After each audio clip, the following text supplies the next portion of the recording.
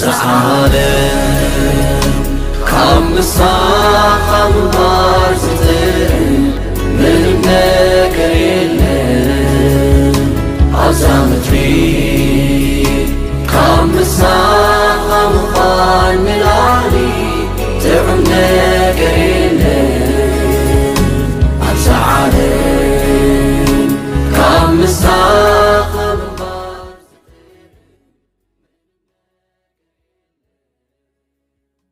مملخ نعهم يكون كما يتغني دحان لهم قرب دونجيلنا لنا كلتفنا نابت بروجرام نحن أتوينا كلنا من أي منفس صلوتنا كبرنا أملاخ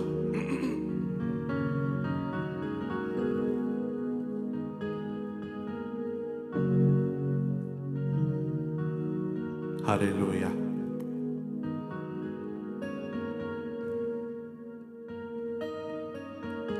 كلنا من أي منفس صلوتنا هاليلويا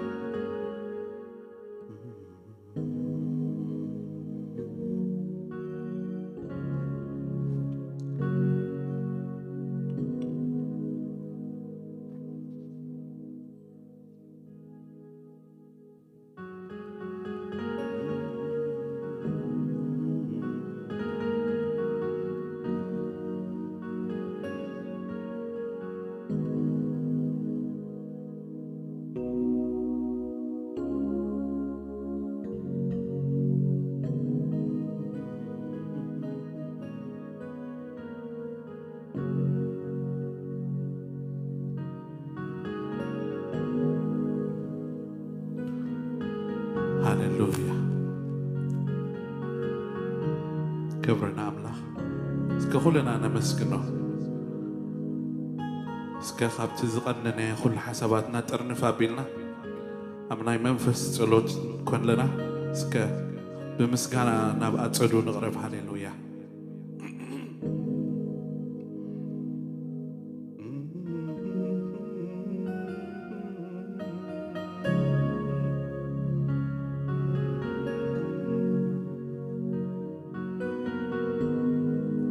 أملاخ مقدسو أمسكنوه أفتفر سلطانو أمسكنوه سلتي قبرتات حيلو أمسكنوه سلتي قبرتات حيلو أمسكنوه هاليلويا كم تبز عبيتو أمسكنوه بدمتي منخت أمسكنوه ببقنا مسنكون أمسكنوه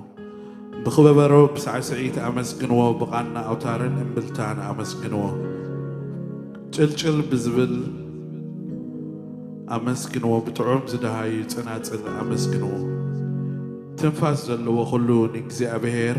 يمسكنو هاليلويا هاليلويا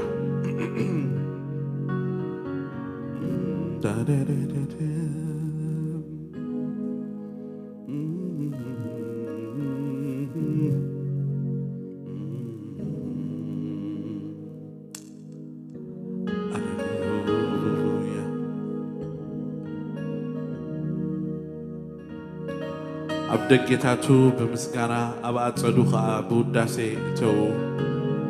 أمسكنو نسموخا أبارخو يبلنا إكزابير قال هاليلويا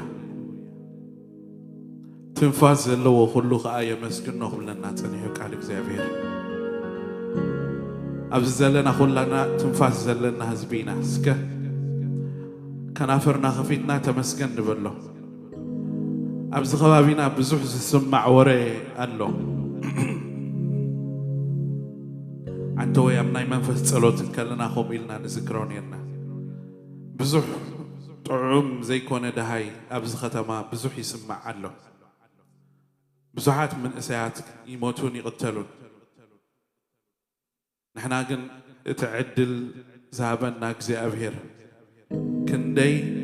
أبزحنا زينا مسكنو هاليلويا إذا كله زخونة كابويو أبز بمهلاونا بزرف دزي أفنا خفيتنا تمسكن كنبلو زبك عنا نسويو سكا thank you نبلو هاليلويا كالا يتحتتنا بغالات كنافرنا تمسكن نبلو هاليلويا هاليلويا هاليلويا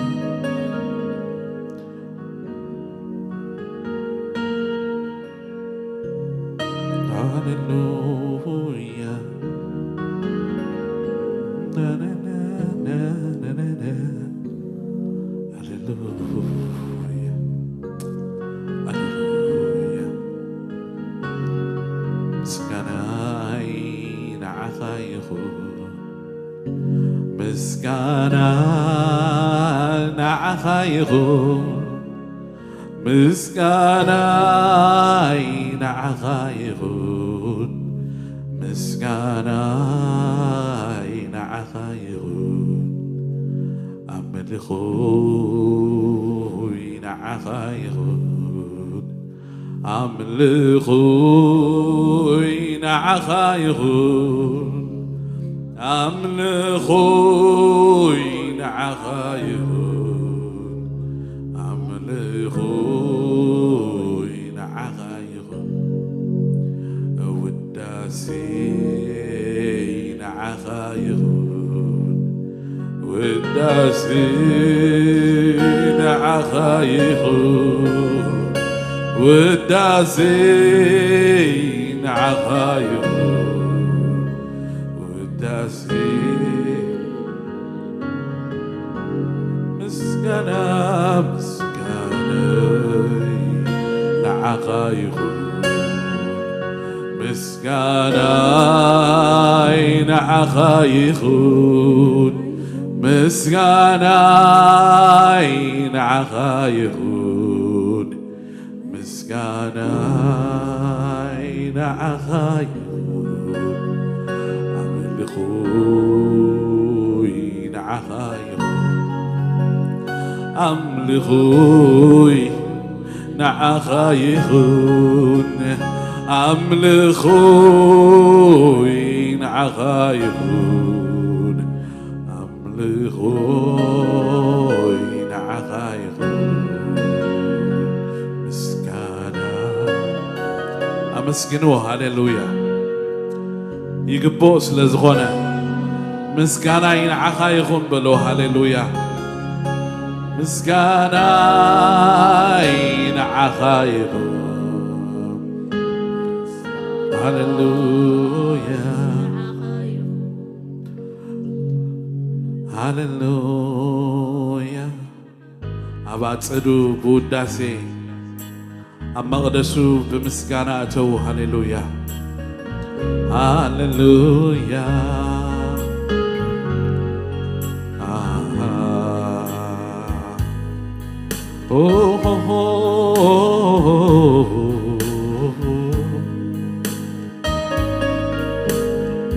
هاليلويا هاليلويا كم زتعلمكم كوينكم كتمسكنوا تخوليكم هاليلويا تدليكم عافيلكم تدليكم دويلكم whatever نامناخنا بمسكانا استخن زمرولينا نام مقدسو خناتوينا هاليلويا هاليلويا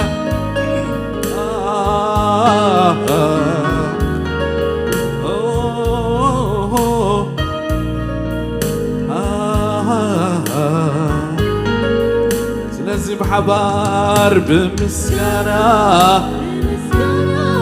بمسكانا يا عبتو مقدسكا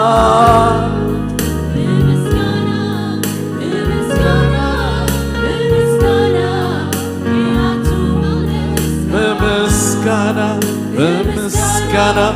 بمسكانا بمسكانا عبتو مقدسكا بمسكانا بمسكانا بمسكانا يأتو مقدسكا بمسكانا بمسكانا بمسكانا يأتو مقدسكا بمسكانا بمسكانا بمسكانا يأتو مقدسكا بمسكانا بمسكانا بمسكانا بمسكانا የአንቱ ምስጋና በምስጋና በምስጋና በምስጋና የአንቱ በምስጋና በምስጋና በምስጋና በምስጋና የአንቱ ምስጋና በልዎ በምስጋና በምስጋና የአንቱ በምስጋና በምስጋና በምስጋና በምስጋና የአንቱ በምስጋና በምስጋና በምስጋና የአንቱ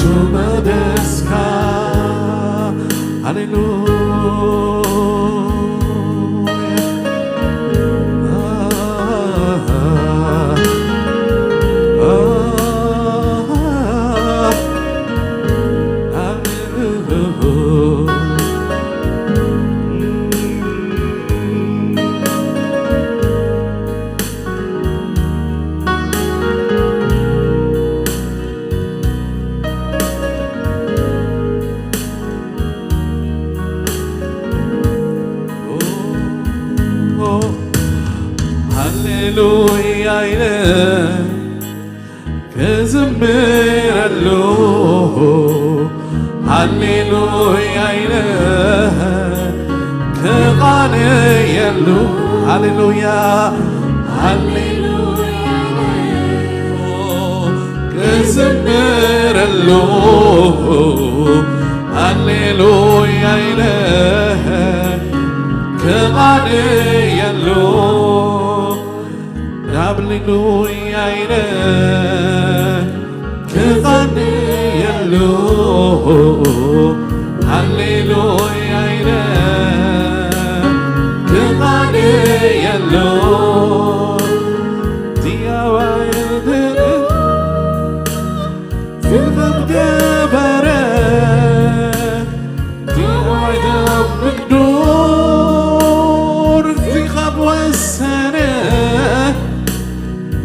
ዘምራለሁ አይዘምራለሁ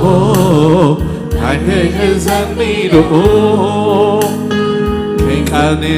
ያለው አይዘምራለሁ አባይ አብድኹም ዚኻብ ከበረ አባይ ምግዱር ዚኻወሰነ يزمرلو آنس تاكي هزنيلو كيخاني يلو تاكي هزنيلو كيزمرلو تاكي هزنيلو كيخاني يلو تاكي هزنيلو ስለዚህ በምስጋና በምስጋና በምስጋና የአንቱ ደስታ በምስጋና በምስጋና እተውና መቅደሱ በምስጋና በምስጋና የአንቱ ደስታ በምስጋና በምስጋና የአንቱ ደስታ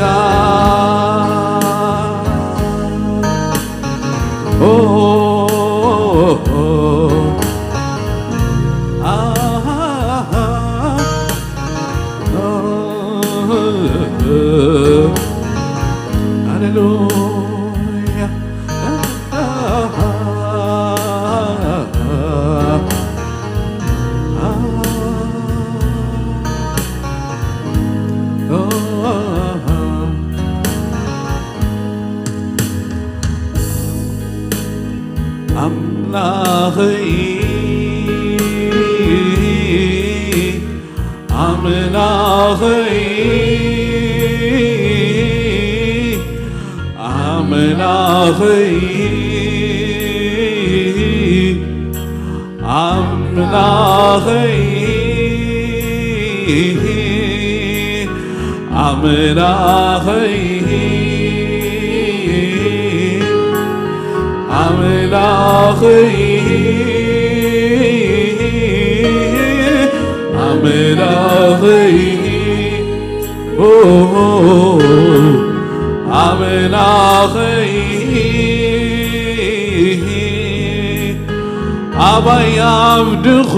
አብድኹም ዚኻብ ገበርካ አባይ ምግዱር ዚኻ ወሰንካ ለይዝም አብቂሉ ክዝምረልካ ክብረይ አቂዱ ኢየሱስ ክቓንየልካ ልበይ አቂዱ ክዝምረልካ ልበይ አቂዱ ክቓንየልካ ክብረይ አቂዱ ክዝምረልካ ክብረይ አቂዱ ኢየሱስ ክቓንየልካ በምስጋና በምስጋና በምስጋና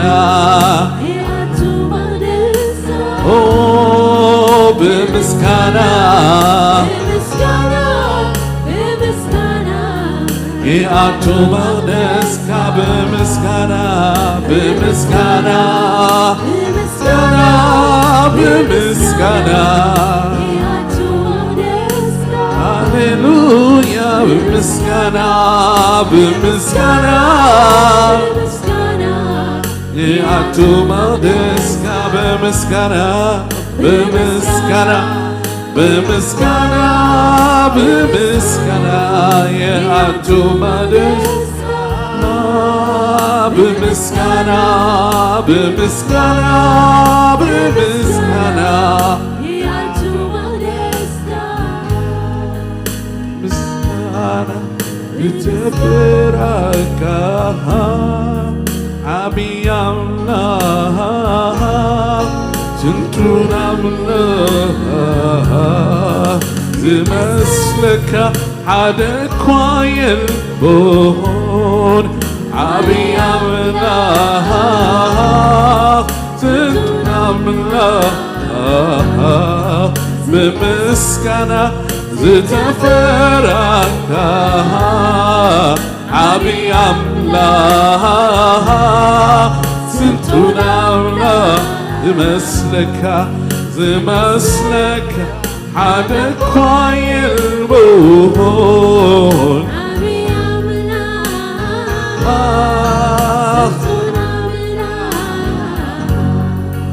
ዓብይ አምላኽ ኢኻ እሞ ተመስገን ተመስገን ተመስገን ስንቱን አምላኽ ኢኻ እሞ ተመስገን ተመስገን ተመስገን ዓብይ አምላኽ ኢኻ እሞ ተመስገን ተመስገን ተመስገን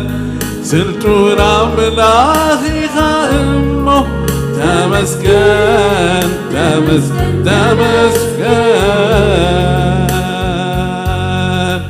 ዓብይ አምላኽ ኢኻ እሞ ተመስገን ተመስገን ተመስገን ስንቱን አምላኽ ኢኻ እሞ ተመስገን ተመስገን ተመስገን ከመስግኖዬ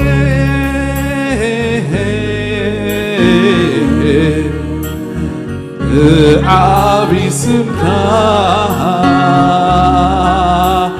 ክባርኾዬ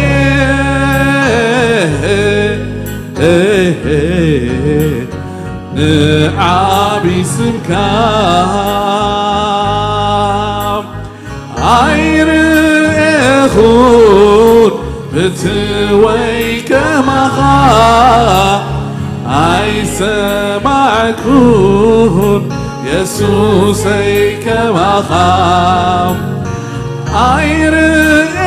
ኣይርኤኹን ብትወይ ከማኻ ኣይርኤኹን የሱሰይ ከማኻ ስለዚ ነፍሰይ ትባርከካ ዓብይ ኣምላኽ ኢና ትሰግደልካ ስለዚ ነፍሰይወ ትባርከካ ግኑን ኣምላኽ ኢና ትሰግደልካ ብምስጋና ዝተፈራካ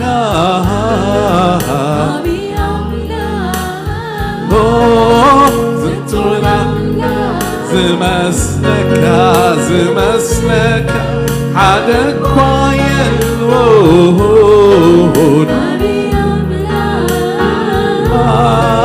ዝቱናውና ብምስጋና ዝተፈራካ ዓብይ ኣምላኽ ስልጡን ኣምላኽ ዝመስለካ ሓደ እኳ የለዎን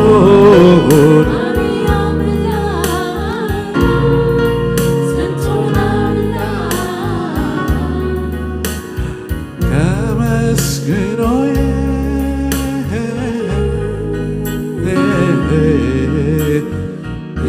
ዓብይ ስምካ እባርኾዬ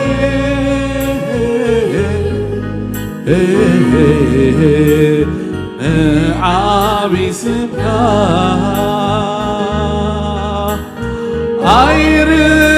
ኣይርኤኹን ብትወይ ከማኻ ኣይርኤኹን ብትወይ ከማኻ ኣይርኤኹን ብትወይ ከማኻ ኣይርኤኹን ብትወይ ስለዚ ነፍሰይ ትባርከካ ዓብይ ኣምላኽ ኢና ትሰግደልካ ስለዚ ነፍሰይወ ትባርከካ ዓብይ ኣምላኽ ኢና ትሰግደልካ ብምስጋና ዝተፈራካ ዓብይ ኣምላኽ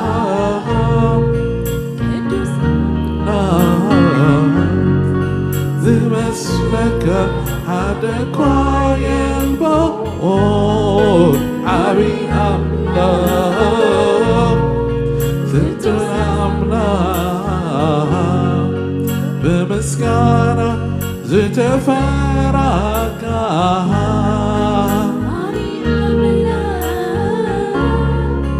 ስልጡን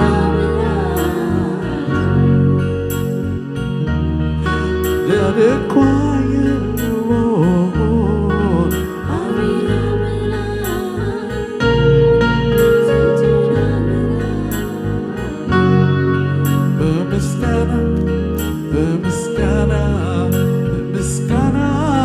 በምስጋና يأتوم دسكا بمسكانا بمسكانا بمسكانا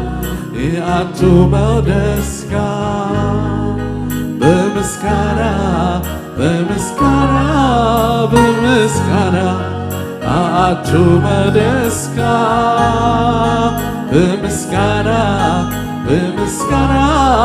بمسكانا يأتوم دسكا بمسكانا بمسكانا بمسكانا يأتوم دسكا بمسكانا بمسكانا بمسكانا يأتوم دسكا بمسكانا بمسكانا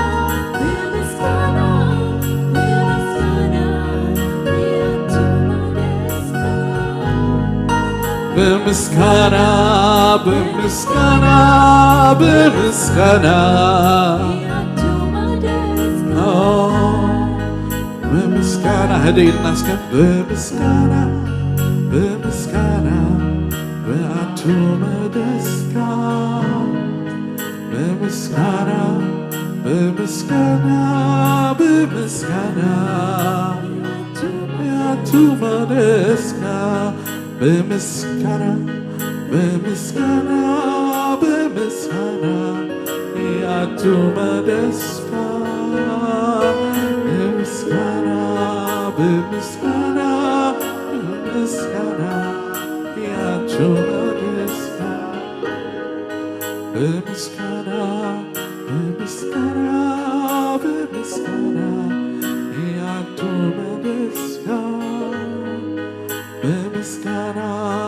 بمسكانا بمسكانا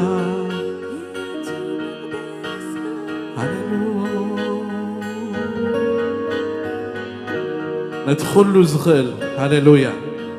كبر مسكانا نعو نبين يكون هللويا انتاي مالو يسوع زي كله هللويا كله يخلو هللويا سلازي كبر نعو يكون هللويا مسكانا نعو يكون هللويا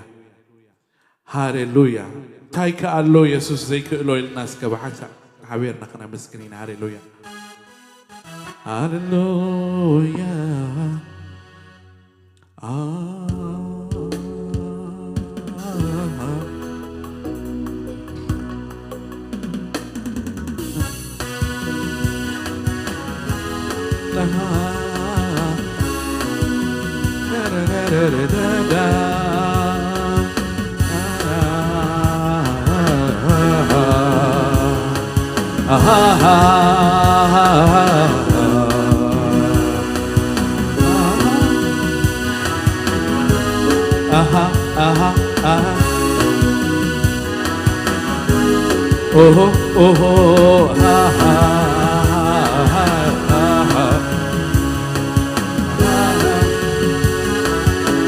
بعبر انتاي كالو يسوع سكنو انتاي كالو يدو زيت قبرو بيت سلطانو نزستو علو قالاتاي قلتون قالاتاي قلتون قالاتاي قلتون انتاي كالو يسوع سكنو يدو زيت قبرو بيت سلطانو نزستو علو قالاتاي قالاتاي قلتون قالاتاي قلتون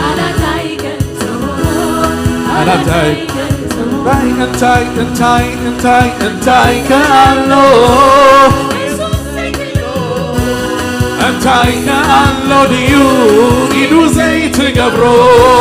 انتاي كالو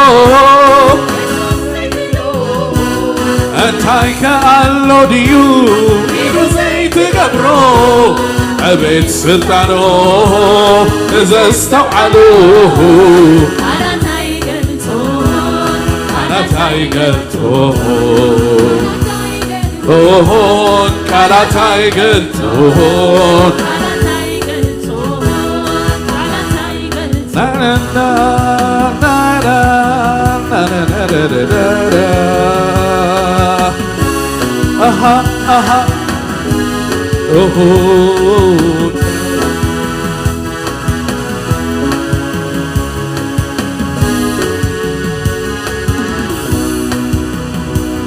نملخ أملاخ أملاخ مالختي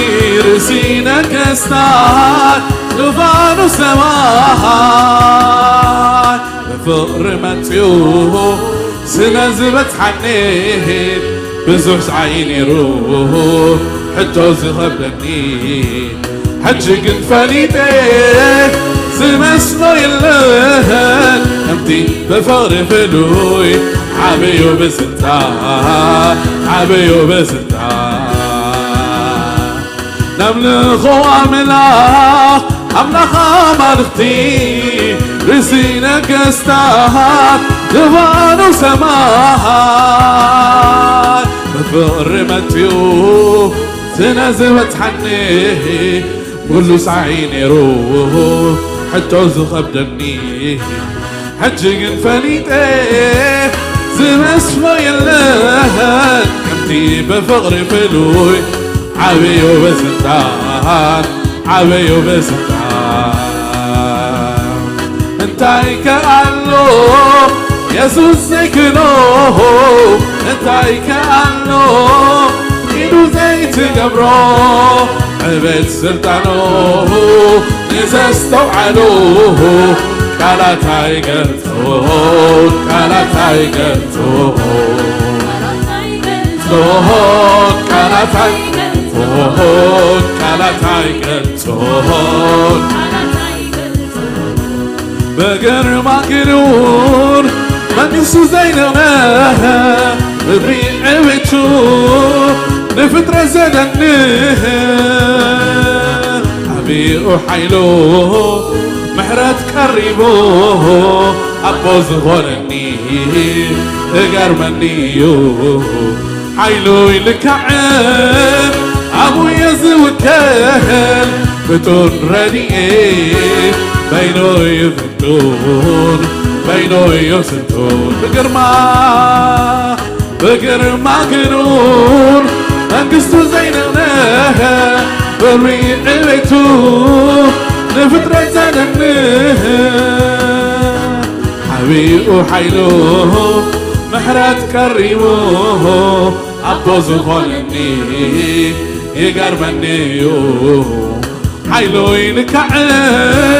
أبو يزوكر بتون رديئ بينو يسلطون بينو يسلطون انتاي كأنو يسوس سكنو انتاي كأنو ديو إنو زيت قبرو انتاي كأنو يسوس سكنو انتاي كأنو ديو إنو زيت قبرو أبي سلطانو نزستو علوه على تايقنتون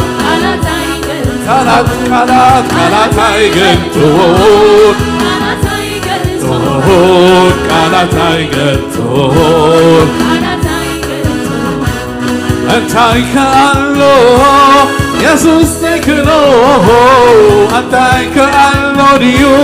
إنو زيت قبرو إذن سلطانو نزستو علوه قالت هايقلتون قالت هايقلتون قالت هايقلتون قالت هايقلتون قالت هايقلتون قالت هايقلتون قالت هايقلتون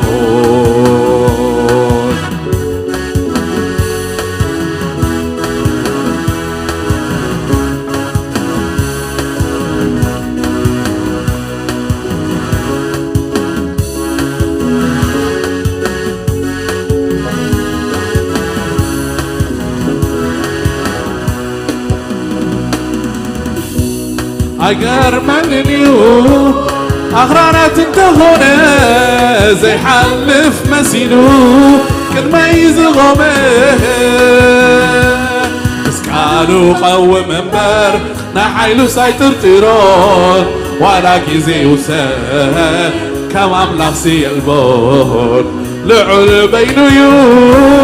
زي كل المغروب حالاتو زي حلف حيان بينو حيان بينو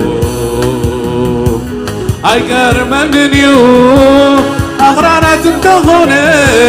زي حلف مسيرو كل ما يزغمه بس كانوا قوم منبر ما حيلو سايتر تيرون ولا كيزي وسهل كما بلاصي البون نعول بينو يو زي كل كالمغروب كانتو زي حلف حيان بينو حيان بينو بس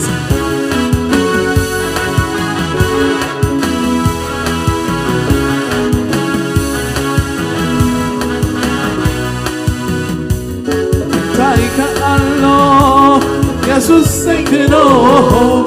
انتاي كألو ايدو زيت قبرون بيت سلطانو نزستو علو كانتاي قلتو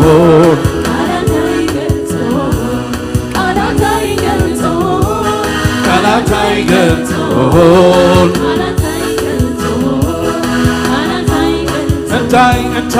انتاي كألو كنو انتاي كأنو ديو ايدو زيت قبرو عبد سلطانو نزستو علو كالاتاي قلتو كالاتاي قلتو كالاتاي قلتو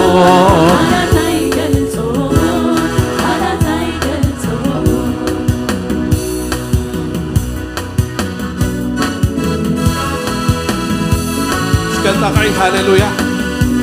بس موسيقى هاليلويا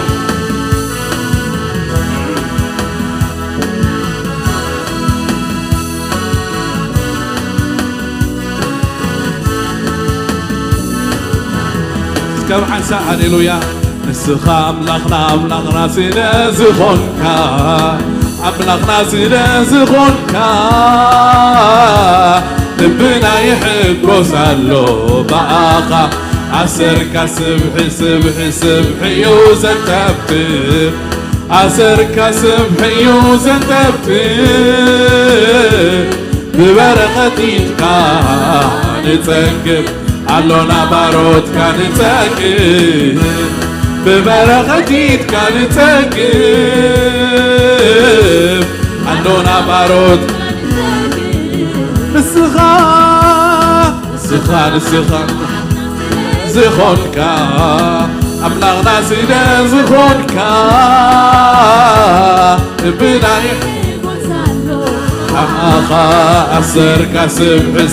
سبحي يوزتبتب أسركا سبحي يوزتبتب ببرختيك كان تنقب علونا باروت كان تنقب ببرختيت كان تنقب علونا باروت كان تنقب نسخة أملغنا سيلا زخونكا أملغنا سيلا زخونكا لبنا يحكو سالو بآخا عسركا سبحي يوزنتبتب عسركا سبحي يوزنتبتب ببرختيك كان تنقب علونا باروت كان تنقب ببرختيك كان تنقب علونا باروت باهيلو نكن ملالس برخت أبرهام كن ورث بحارتنا وين كن حكوس مرقب كونلنا كريستو باهيرونا كنملالس برخة أبرهام كنورين بحرنتنا وين كنحيقوس مرقب كونلنا باهيرونا كنملالس برخة أبرهام كنورين بحرنتنا وين كنحيقوس مرقب كونلنا سلازي نسخة أملاغنا زخونكا أملاغنا زخونكا لبنا يحقو سالو بآخا عسركا سبحي وزنتبي عسركا سبحي وزنتبي ببرختيك نتسقف علونا باروت كان نتسقف ببرختيك نتسقف علونا باروت كان زمساسلك يلن زوادادرك يلن زمساسلك يلن زوادادرك يلن كلون بخلون مدويخا مزلكا مدويخا زمساسلك يلن زوادادرك يلن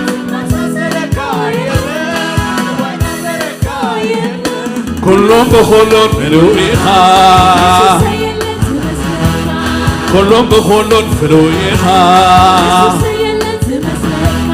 زمساسلك يلن زوادادرك يلن زمساسلك يلن زوادادرك يلن كلهم بخلون فلويخا لكا يلون بخلون فلويخا تنعول لعولي التنعول التنعول التنعول التنعول التنعول التنعول التنعول لعولي نملخك قويتا نملخك يسوس نملخك قويتا نملخك يسوس بنزي عول عليها التلعول التلعول التلعول عليها نملخك قويتا نملخك يسوس نملخك قويتا نملخك يسوع أتخل تغل أتخل تغل أتخل تغل أتخل تغل نززيك أزمسل لتمسح رحتوي نززي سكر زمسل قبرتات كايو زنن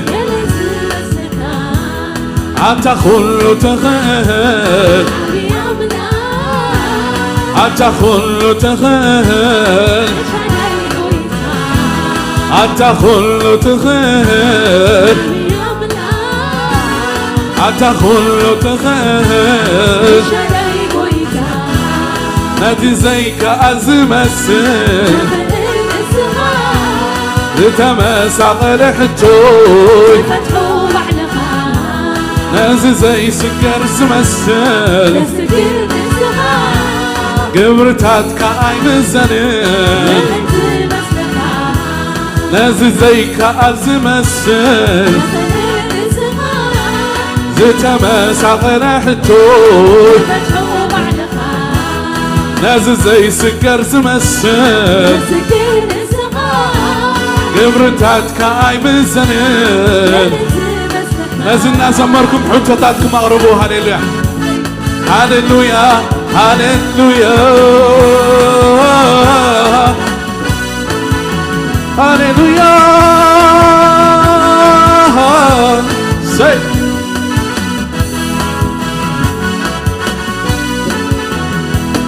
زمساسلك يلن زودادرك يلن زمساسلك يلن ስለዚህ ሁሉን በሁሉም ሎይኻ ሁሉን በሁሉም ሎይኻ አታ ሁሉ ትኽእል ኩሉ ትኽእል ኩሉ ትኽእል መን ይመስለካ መን ይወዳደርካ መን ይወዳደርካ من يمسلك من يمسلك من يودادرك من يمسلك من أتا كله تغير كله تغير كله تغير من يمسلك من يمسلك من من يمسلك من يودادرك كيسوس من يودادرك من يمسلك من يودادرك يسوس من يمسلك من يودادرك من يمسلك من يودادرك يسوس يسوس يسوس من يودادرك حتى كله تغير حتى كله تغير حتى كله تغير حتى كله تغير نازل زي سكر زمسل التمس على حتوي نازل زي كون زمسل التمس على حتوي نازل زي كأر زمسل قبرتاتك اي مزنل قبرتاتك اي مزنل قبرتاتك اي مزنل يلا زمسلكها قبرتاتك اي مزنل يلا زمسلكها قبرتاتك اي مزنل يلا زمسلكها قبرتاتك اي مزنل يلا زمسلكها تتمسى غنى حدوي تفتحوا بعلغاها تتمسى غنى حدوي تفتحوا بعلغاها حتى كله تغير عبي أملا حتى كله تغير الشراي قويتا حتى كله تغير عبي أملا الشراي قويتا الريت كأبز مسجد الصغار زتمسى غنحتوي ريايوي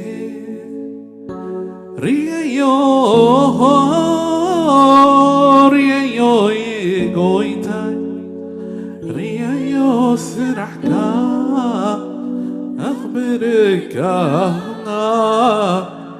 أكيد ويا لبي أملخك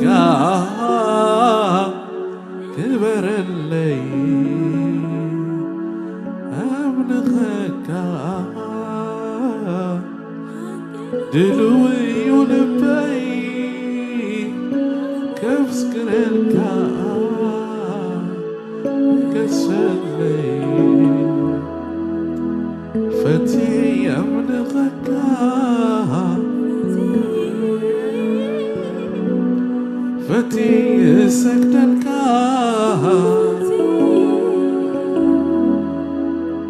كله تغل أنت كله تغل نات زي سكر تمسك نات زي سكر تمسك نات زي حلف تمسك نات زي حلف تمسك على نات زي سكر تمسك أنت كله تخيل شاداي غويتا هاليلويا هاليلويا هاليلويا هاليلويا هاليلويا هاليلويا هاليلويا هاليلويا هاليلويا هاليلويا هاليلويا هاليلويا هاليلويا هاليلويا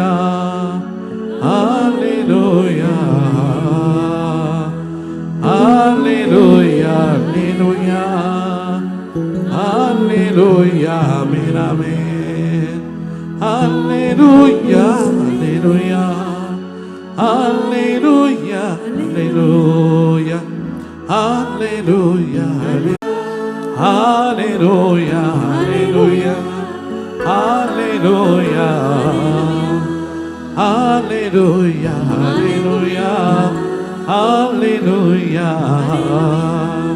هاليلويا هاليلويا هاليلويا أنت كله تغير عمي الله أنت كله تغير السنة قويتا أنت كله تغير عمي الله أنت كله تغير السنة قويتا وبين غني غملا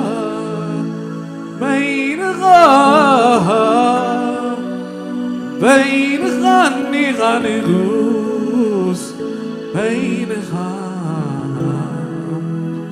بين غني غملا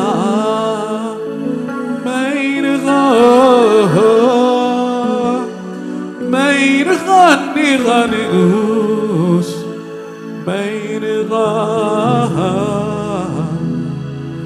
بين غني غملا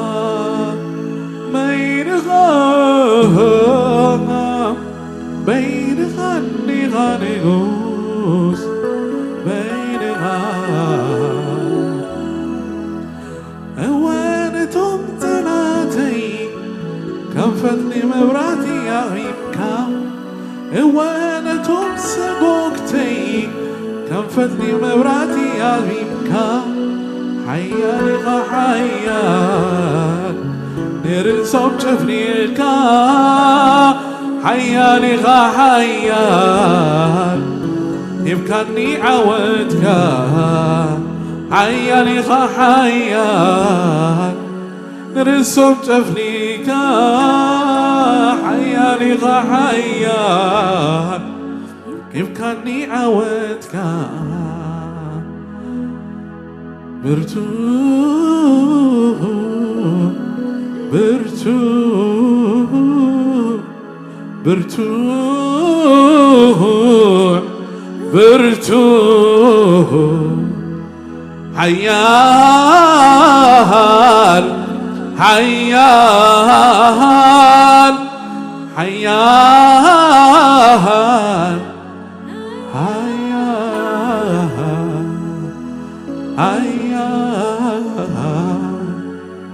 حيال برتو برتو أنت كل تخيل أنت كل تخيل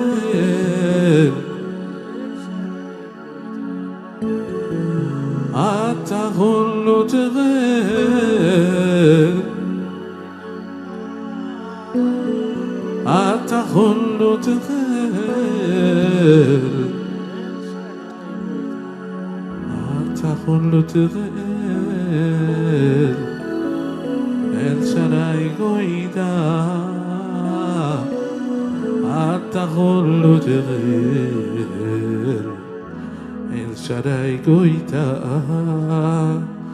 أنت كل تخيل أبي أبنا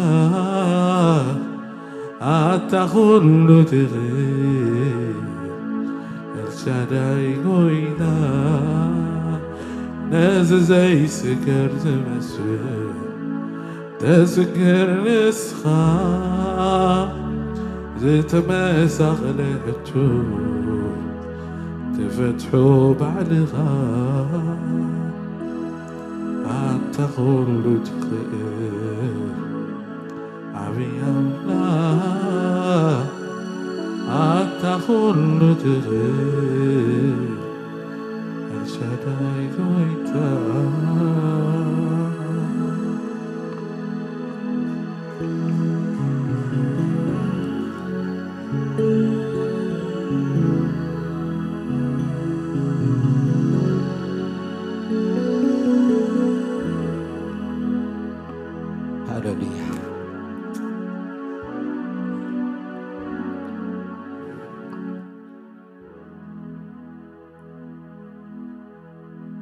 كل خبر عقا يكون እግዚአብሔር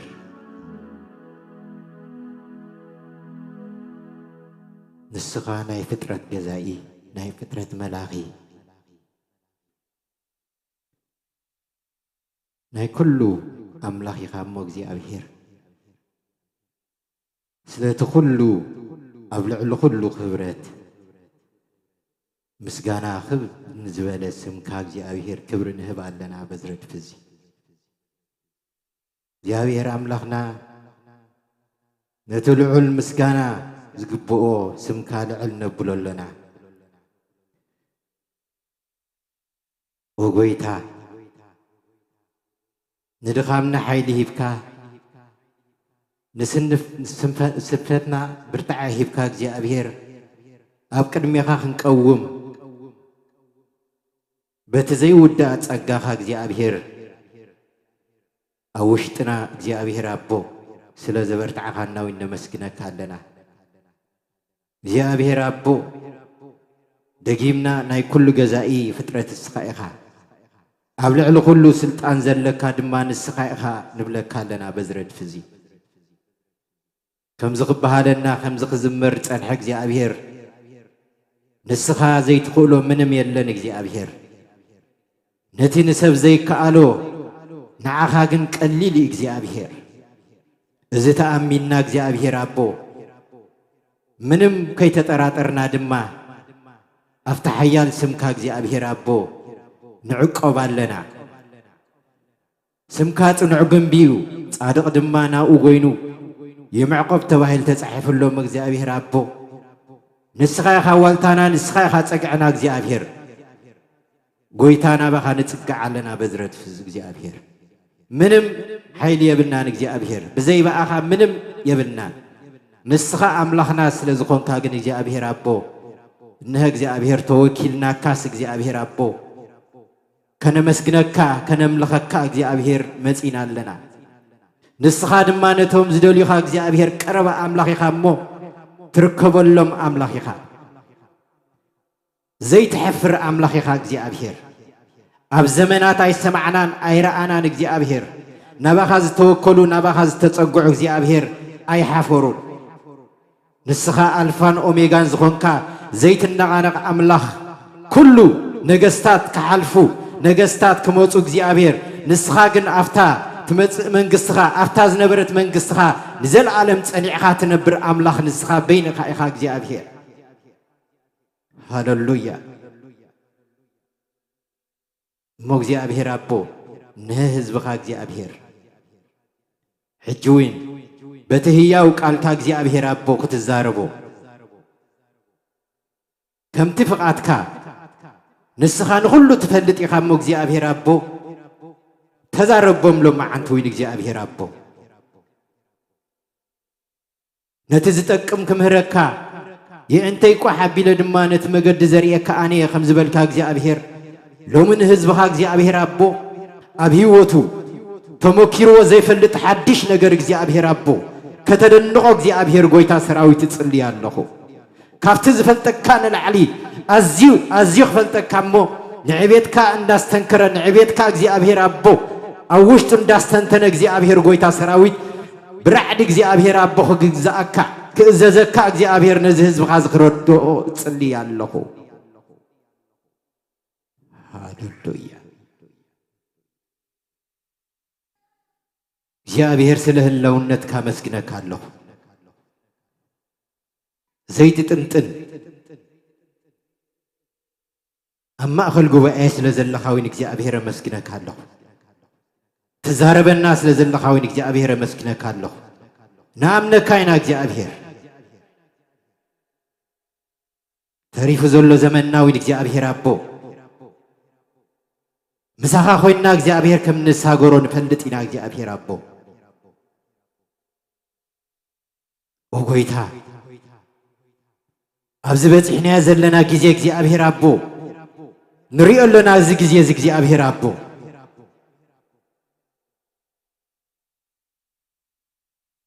ጎይታ የዕንቲ ልብና ስለ ዝኸፈትካ እግዚአብሔር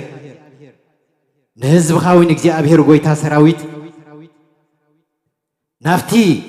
ክፉእ መገዲ ዝኸይድ ዘሎ እግዚአብሔር አቦ እዚ ግዜ እዚ እግዚአብሔር ጎይታ ሰራዊት ዘፍርሕ ግዜ ኮይኑስ እግዚአብሔር አቦ ንሪኦ ኣለና እግዚአብሔር ህዝብኻ በብመገዱ ኸይድ ኣሎ ጎይታ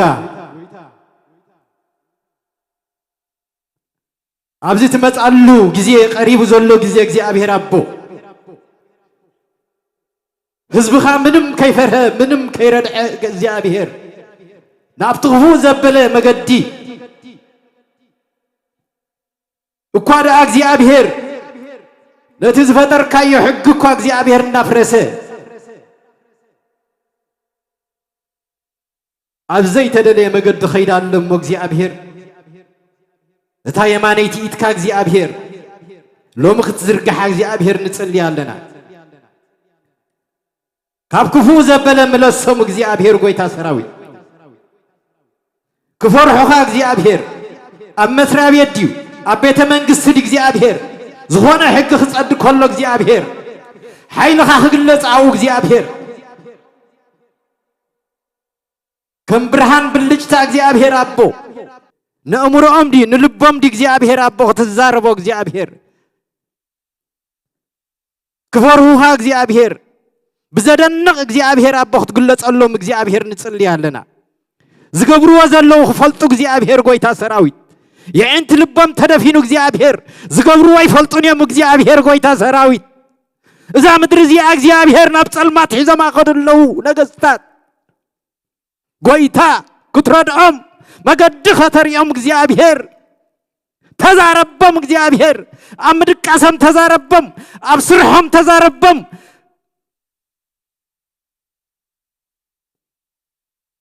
ሎም እግዚአብሔር ጎይታ ሰራዊት ከም ናትካ ተወከልቲ ኮይንና እግዚአብሔር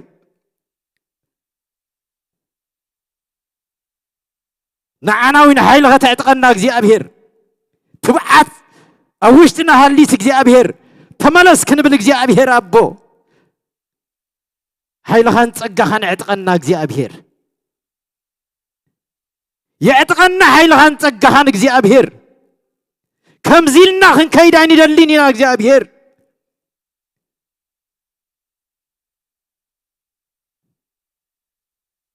ويتا كترد نعين مجمريا زحات عن እግዚአብሔር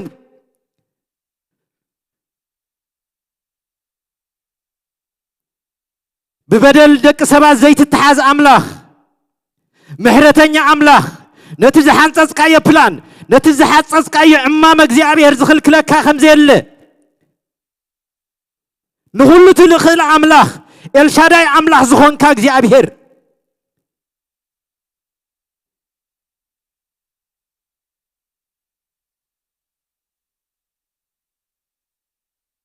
ተገለጽ ኣብ ህዝብኻ እግዚኣብሔር መጎስ ኣቦ ንህዝብኻ እግዚኣብሔር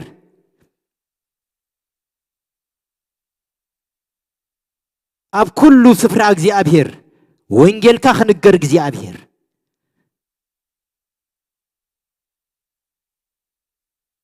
ትብዓት ክትበና እግዚኣብሔር ጽልይ ኣለኹ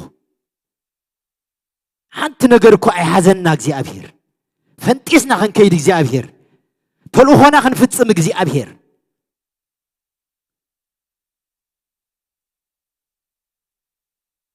ንእጋርና እግዚኣብሔር ኣቀላጥፈን ኩልንታና ሓሳብና እግዚኣብሔር ብወንጌል ዝተጠናግነገ ክኸውን እግዚኣብሔር ጽልይ ኣለኹ ጎይታ እዛ ትጠፍእ ዘላ ነብሲ እግዚኣብሔር ክትምለስ እግዚኣብሔር ወንጌል ክንነግር እግዚኣብሔር ክትረድኣና ንጽልይ ኣለና ወንጌልካ እግዚኣብሔር ኣቦይ ነገር ወንጌልካ ይነገር በኢየሱስ ክርስቶስ ስም ሒዙ ዘሎ ኣትዒቱ እግዚኣብሔር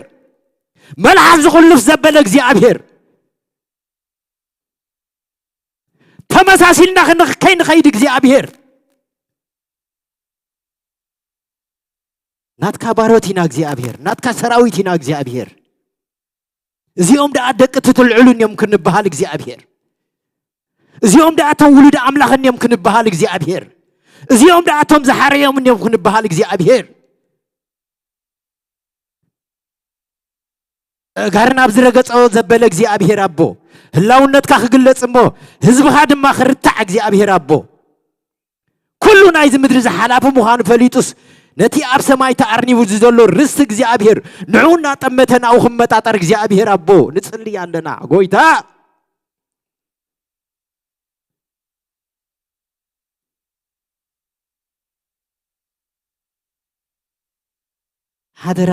ሓደራ ጎይታ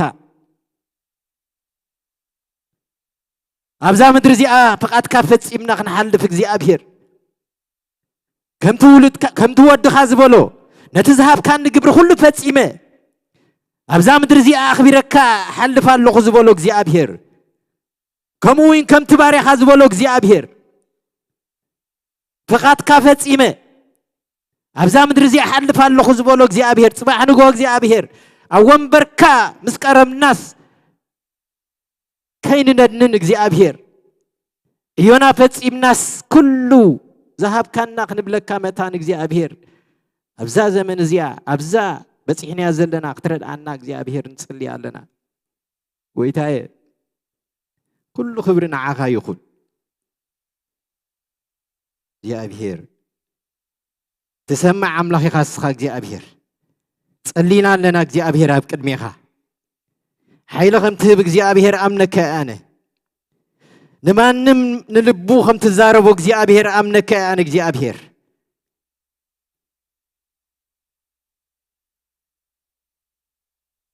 ቴንኪው እግዚኣብሔር ኣቦ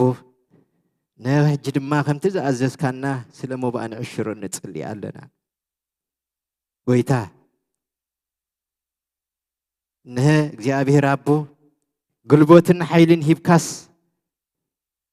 ሳዕ ዘለና ኣብዛ ምድሪ እዚኣ እግዚኣብሔር ኣቦ ንብዙሓት ንጽጉማት ክንረድእ እንህ ጠመየ ነይረ ኣይርብኹምንን ከይትብለና መታን እግዚኣብሔር ኣቦ ሕጂ እንዳተረዳእና ብልብናዊን እግዚኣብሔር ከምቲ ዝኣዘዝካና ናብ ቤትካ ምፂና ኣለና እግዚኣብሔር ንስኻ ውን ክትባርኾ እግዚኣብሔር ነቶም እግዚኣብሔር ኣቦ ተፈላለየ ደገታ ዝተዓፀዎም ውን በረኸትካ እግዚኣብሔር ጎይታ ሰራዊት ንኽትከፍተሎም ውን ኣብ ዝኸድዎ መጎስ ክትቦም ውን ይጽልይ ኣለኹ ወርቅን ብሩርን ናትካ እግዚኣብሔር ኣቦ ባርኮም እግዚኣብሔር ኣቦ ቤቶም ይባረኽ እግዚኣብሔር ስርሖም ይባረኽ እግዚኣብሔር ተባሪኾም ስን ህዝቢ ይኹኑ ኩሉ ክብሪ ንዓኻ ይኹን ስለትትፈትዎ ጎይታ ኢየሱስ ክርስቶስ ስም ጸሊና አሜን ሃሌሉያ ክብርን አምላኽ ይኹን ከመይ ቀኒና ሁሉ ክብሪ ንእግዚአብሔር ይኹን አሜን ጎይታ ሰናይ እዩ እግዚአብሔር ሰናይ እዩ አምላኽና ሰናይ እዩ ጎይታ ሰናይ እዩ እስኪ ተአምን ነፍሲ አሜን ትብል በቃ ነዛ አምላኽ እዚ ደሊና መጺና ኣለና እግዚአብሔር ካ ዘይሕፍር አምላኽ እዩ አሜን አምላኽና ሰናይ እዩ ሃሌሉያ ክብርን አምላኽ ይኹን እስኪ ሓደሽቲ ጋይሽ ተደኣ ሃሊኹም ካብቲ ዘለኹም ንክብሪ አምላኽ ክትላለይና ኣለኹም ሓደሽቲ ክብርን አምላኽ ይኹን መን ይኽሽም ክብርኽቲ ፌሩዝ እንኳዕ ናብ ቤት እግዚአብሔር ሰላም መጽእ ክብርን አምላኽ ካቢኹም ዋው ካብ አዲስ አበባ መጽያ ክብርን አምላኽ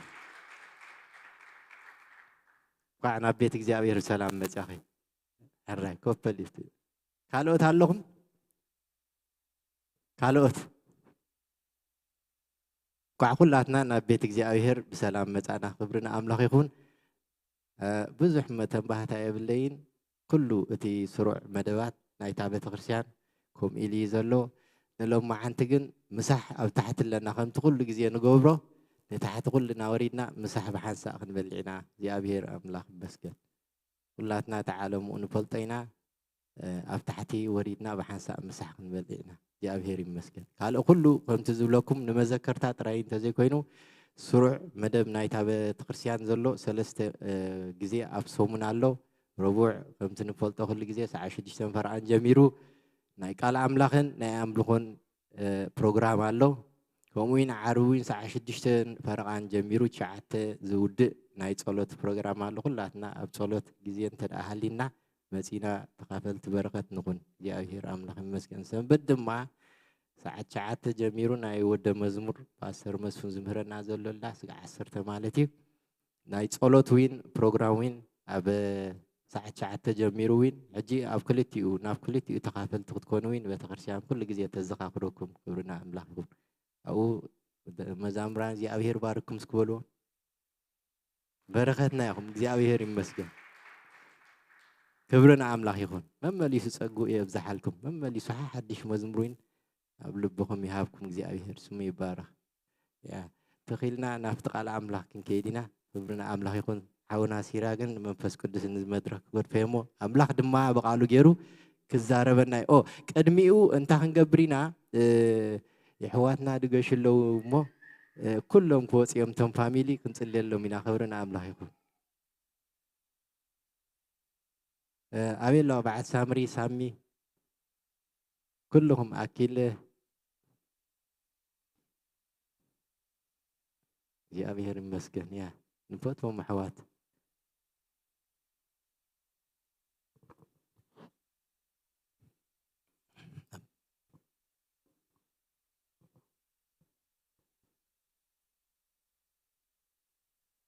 ሰራዊት እዩ ዝኸይድሎም በቃ ሃሌሉያ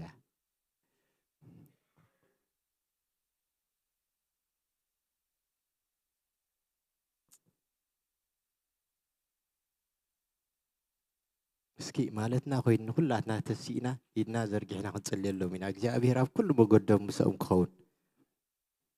አምላኽና እሙን አምላኺ ለዘምባሮት እዚኦም ሒዝናዮም ናብ አምላክ ክንቀርብ ኢና እግዚአብሔር ድማ ኣብ ኩሉ መገዶም ከም ሓያል ጅግና ተዋጋኢ ኮይኑ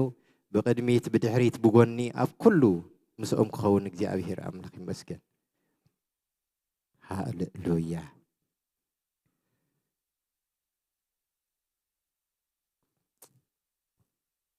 እግዚአብሔር አምላኽና ነመስግነካ ኣለና በዝረድፍ እዚ ነዘምባሮትካ እግዚአብሔር አቦ ኣብ ቅድሜኻ ሒዝናዮም ንቐርብ ኣለና ንስኻ ጓሳዮም ንስኻ ሓላዮም እግዚአብሔር ንስኻ ድማ ተሓስበሎም እግዚአብሔር ልዕሌና ነህ እግዚአብሔር አቦ ንመገሻ ኸዱለው ከም ሓያል ጅግና ተዋጋኢ ኮንካ ቅድሚኦም ክትወፅእ እግዚአብሔር አቦ ንጽልይ ኣለና ወእግዚአብሔር አቦ ካብ ኩሉ ናይ ጸላኢ ኣሰራርሓ እግዚአብሔር አቦ ፍላጸታት بملأتك عجبك እግዚአብሔር አቦ ናፍቲ ዝሓሰብዎ እግዚአብሔር አቦ ከም ፍቃዶም ዘይኮነስ ከም ትናት ካፍቃት ክኸውን እግዚአብሔር አቦ ንህድማ እግዚአብሔር አቦ ነቶም ናትካ ውልድስ እግዚአብሔር አቦ በአጋጣሚ ዝበሃል ነገር የለን ንስኻ ግን ተልእኾ እግዚአብሔር አቦ እዛ መዓልቲ እዚኣስ በፂሓ እግዚአብሔር አቦ ተጊሾም ኣለኻ ኣብታ ዝረገፅዋ ምድሪ ድማ እግዚአብሔር አቦ ንሕና ንበረኸት ከም ዝኾኑ ኢና ንኣምን እግዚአብሔር አቦ በዞም ባሮትካ እዚኣ ብዙሓት እግዚአብሔር አቦ ናብቲ ናትካ መገዲ ከም ዝመፁ ንኣምን ኣለና ጎይታ ተጠቐመሎም እግዚአብሔር ንፋሚሊኦም ዲ ንቤተሰብ ዲ ንኹሉ ዓልየት እግዚአብሔር በኢየሱስ ክርስቶስ ስም ንምድሓን ክኾኑ እግዚአብሔር ንጽልይ ኣለና ሞገስ ሃቦም እግዚአብሔር ኣብ ቅድሚ ኩሉ እግዚአብሔር ጎይታ ንእግዚአብሔር አቦ ነቶም ውልድ ነቶም ደቀውን እግዚአብሔር ጎይታ ሰራዊት በምንም ነገር በወዘርዲ በሁሉ ነገር እግዚአብሔር ሐሊኻ እግዚአብሔር ብጥዕንኦም بسلام كتمصم እግዚአብሔር ኣብ ኩሉ ስፍራ እታ የማነይቲ ኢትካ ምስኦም ዝዘም ቆልዑት እዚኦም ክትኮኑ እግዚአብሔር ንጽልይ ኣለና በትንሶም ዘይርድእዎ እኳ እግዚአብሔር አቦ ምስቶም መዛኖም ዝኾኑ ክጻወት ከለውስ እግዚአብሔር ክቐርቡ ከለውስ እግዚአብሔር እቲ ናትካ ህላውነት ኣብዞም ቆልዑ እዚኣቶም እግዚአብሔር አቦ ክግለጽ እሞ ሃው መንፈስ ቅዱስ ኣብ ኩላ ፋሚሊ ኸኣት በዘም ቆልዑ እዚኦም ጽልይ ኣለኹ እግዚአብሔር ንስኻ ተኣምር ትገብር ኣምላኽ ኢኻ እግዚአብሔር አቦ በዞም ስድራ እዚኣቶም እግዚአብሔር ተኣምር ክትገብር ጽልይ ኣለኹ እግዚአብሔር አቦ በትንሶም ደሓሰብዎ ዘይኮነስ ብዘደንቕ ነገር ክትመጾም እግዚአብሔር አቦ ካብዚ ዝፈልጡኻ ንላዕሊ ከመስግኑኻ እግዚአብሔር ወይለይ ኣምላኽ እባ ከም ዝገብር ይኽብሉ እግዚአብሔር ከተደንቆም እግዚአብሔር አቦ ጽልይ ኣለኹ ኦጎይታ ንህድማ ነተማኡ ዘለዉ ፋሚሊ እግዚአብሔር ንኹሎም ንጽልየሎም ኣለና ነቶም ልቦም ዘይተረትዑ እግዚአብሔር በዞም ባሮትካ እግዚአብሔር ክኸዱ ከለውስ ሞገስ ክትቦም እግዚአብሔር አቦ ከምዚ ቀዲምና ዝበልናያ ናብ ምድሓን ክመፁ እግዚአብሔር አቦ ንጽልይ ኣለና ሓንቲ ቃል እኳ እግዚአብሔር አቦ ናብዛ ምድሪ እዚኣ ከይትወድቕ እግዚአብሔር አቦ ክትህወጦም ነቶም ፋሚሊ ንጽልይ ኣለና እግዚአብሔር ከምቲ ንሳሙኤል ኣብ ሲሎ ትራኸቦ ዝነበርካ እግዚአብሔር ተራኸቦም እግዚአብሔር ብሓድሽ ምርኻብ ሓይሊ ሃቦም እግዚአብሔር ወይታ እዚ ስለ ትገብር ነመስግነካ ኣለና እግዚአብሔር አቦ ኩሉ ክብሪ ንዓኻ ይኹን ደጊምና ነዛ ፋሚሊ እዚኣ ናባኻ ነቕርባ ኣለና እግዚአብሔር ምስኦም ኩን ባርኮም እግዚአብሔር ኣብ ዝኸድዋ እግዚአብሔር አቦ ኣብ ዝረገጽዋ ብሩኻት ይኹኑ እግዚአብሔር ኩሉ ትሕዝቶኦም ይባረኽ ኩሉ ክብሪ ንዓኻ ይኹን ስለ እትትፈትዎ ጎይታ ኢየሱስ ክርስቶስ ጸሊና ኣሜን ክብሪ ንኣምላኽ ይኹን ኣምላኽ ምሳኹም እዩ ቴንክ ዩ ያ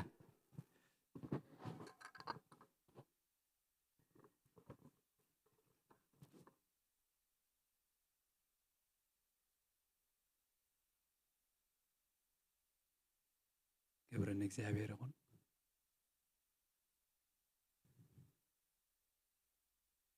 እግዚአብሔር ይባረኩም ከመይ ቀኒኹም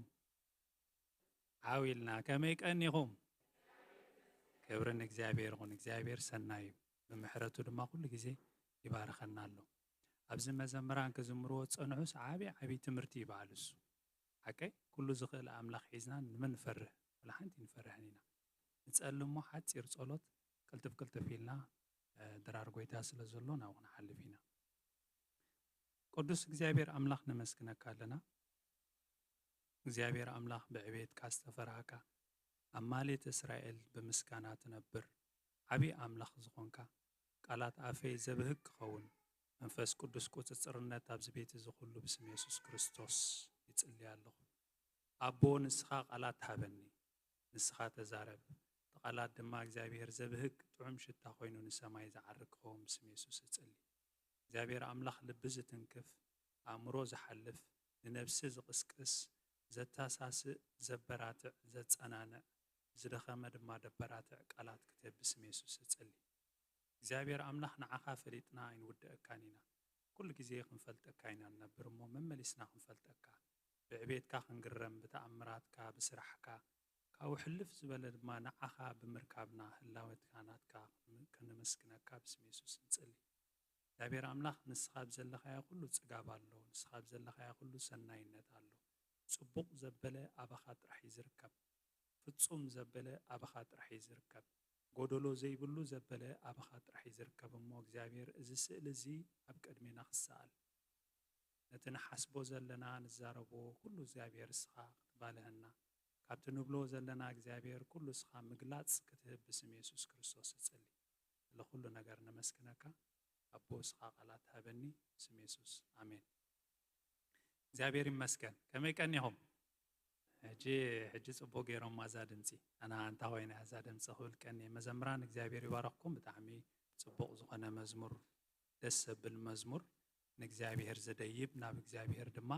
ዝርኢ መጀመርያ ደረጃ ናይ መዝሙር ተሪኢኹም መዝሙር ደረጃታት ኣለዎ ዝለዓለ ደረጃ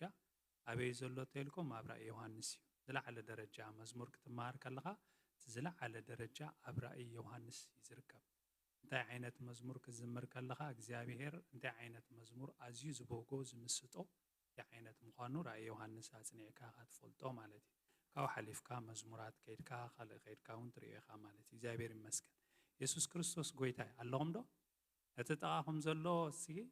እስኻ ብሉፅ ህያብ ኣምላኽ ኢኻ በልዎ እስኪ እስኻ ብሉፅ ናይ እግዚአብሔር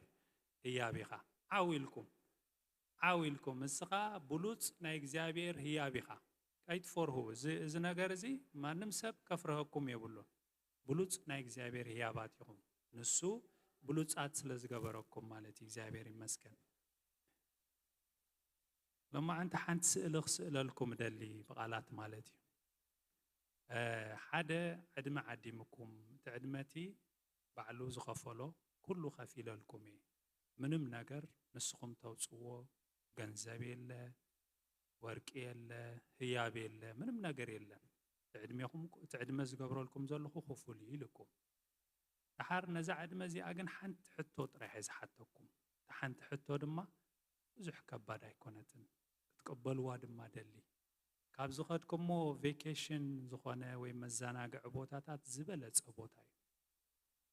ኣብዚ ምድሪ እዚ ከምኡ የለን እዚ ዕድመ እዚ ትቕበልዎ ንዓኻትኩም ይማሕፅነኩም እንተዝብለኩም እንታይ ምግበልኩም እስኪ ሓደ ሓደ እንታይ ምበልኩም ኣራይ ዶ ምበልኩም እምቢ ኣራይ እንታይ እቲ ዕድመ ከይፈለጥኩም ኢኹም ሓራይ ኢልኩም ሓከይ እግዚአብሔር ይመስገን ሎማዓንቲ እሱ ኢና ክንርኢ ኣብዚ ዕድመ ዝዕድመኩም ዘሎ ጥሜት የለ ስቃይ የለ ብኽያት የለ ሓዘን የለ ጭንቂ የለ ብጣዕሚ ዝሕጉስ ዕድመ እዩ ዕድመ ክትዕደም ከለኻ ደስ እንዳበለካ ኢኻ ናብዚ ቦታ እዚ ትኸይድ ማለት እዩ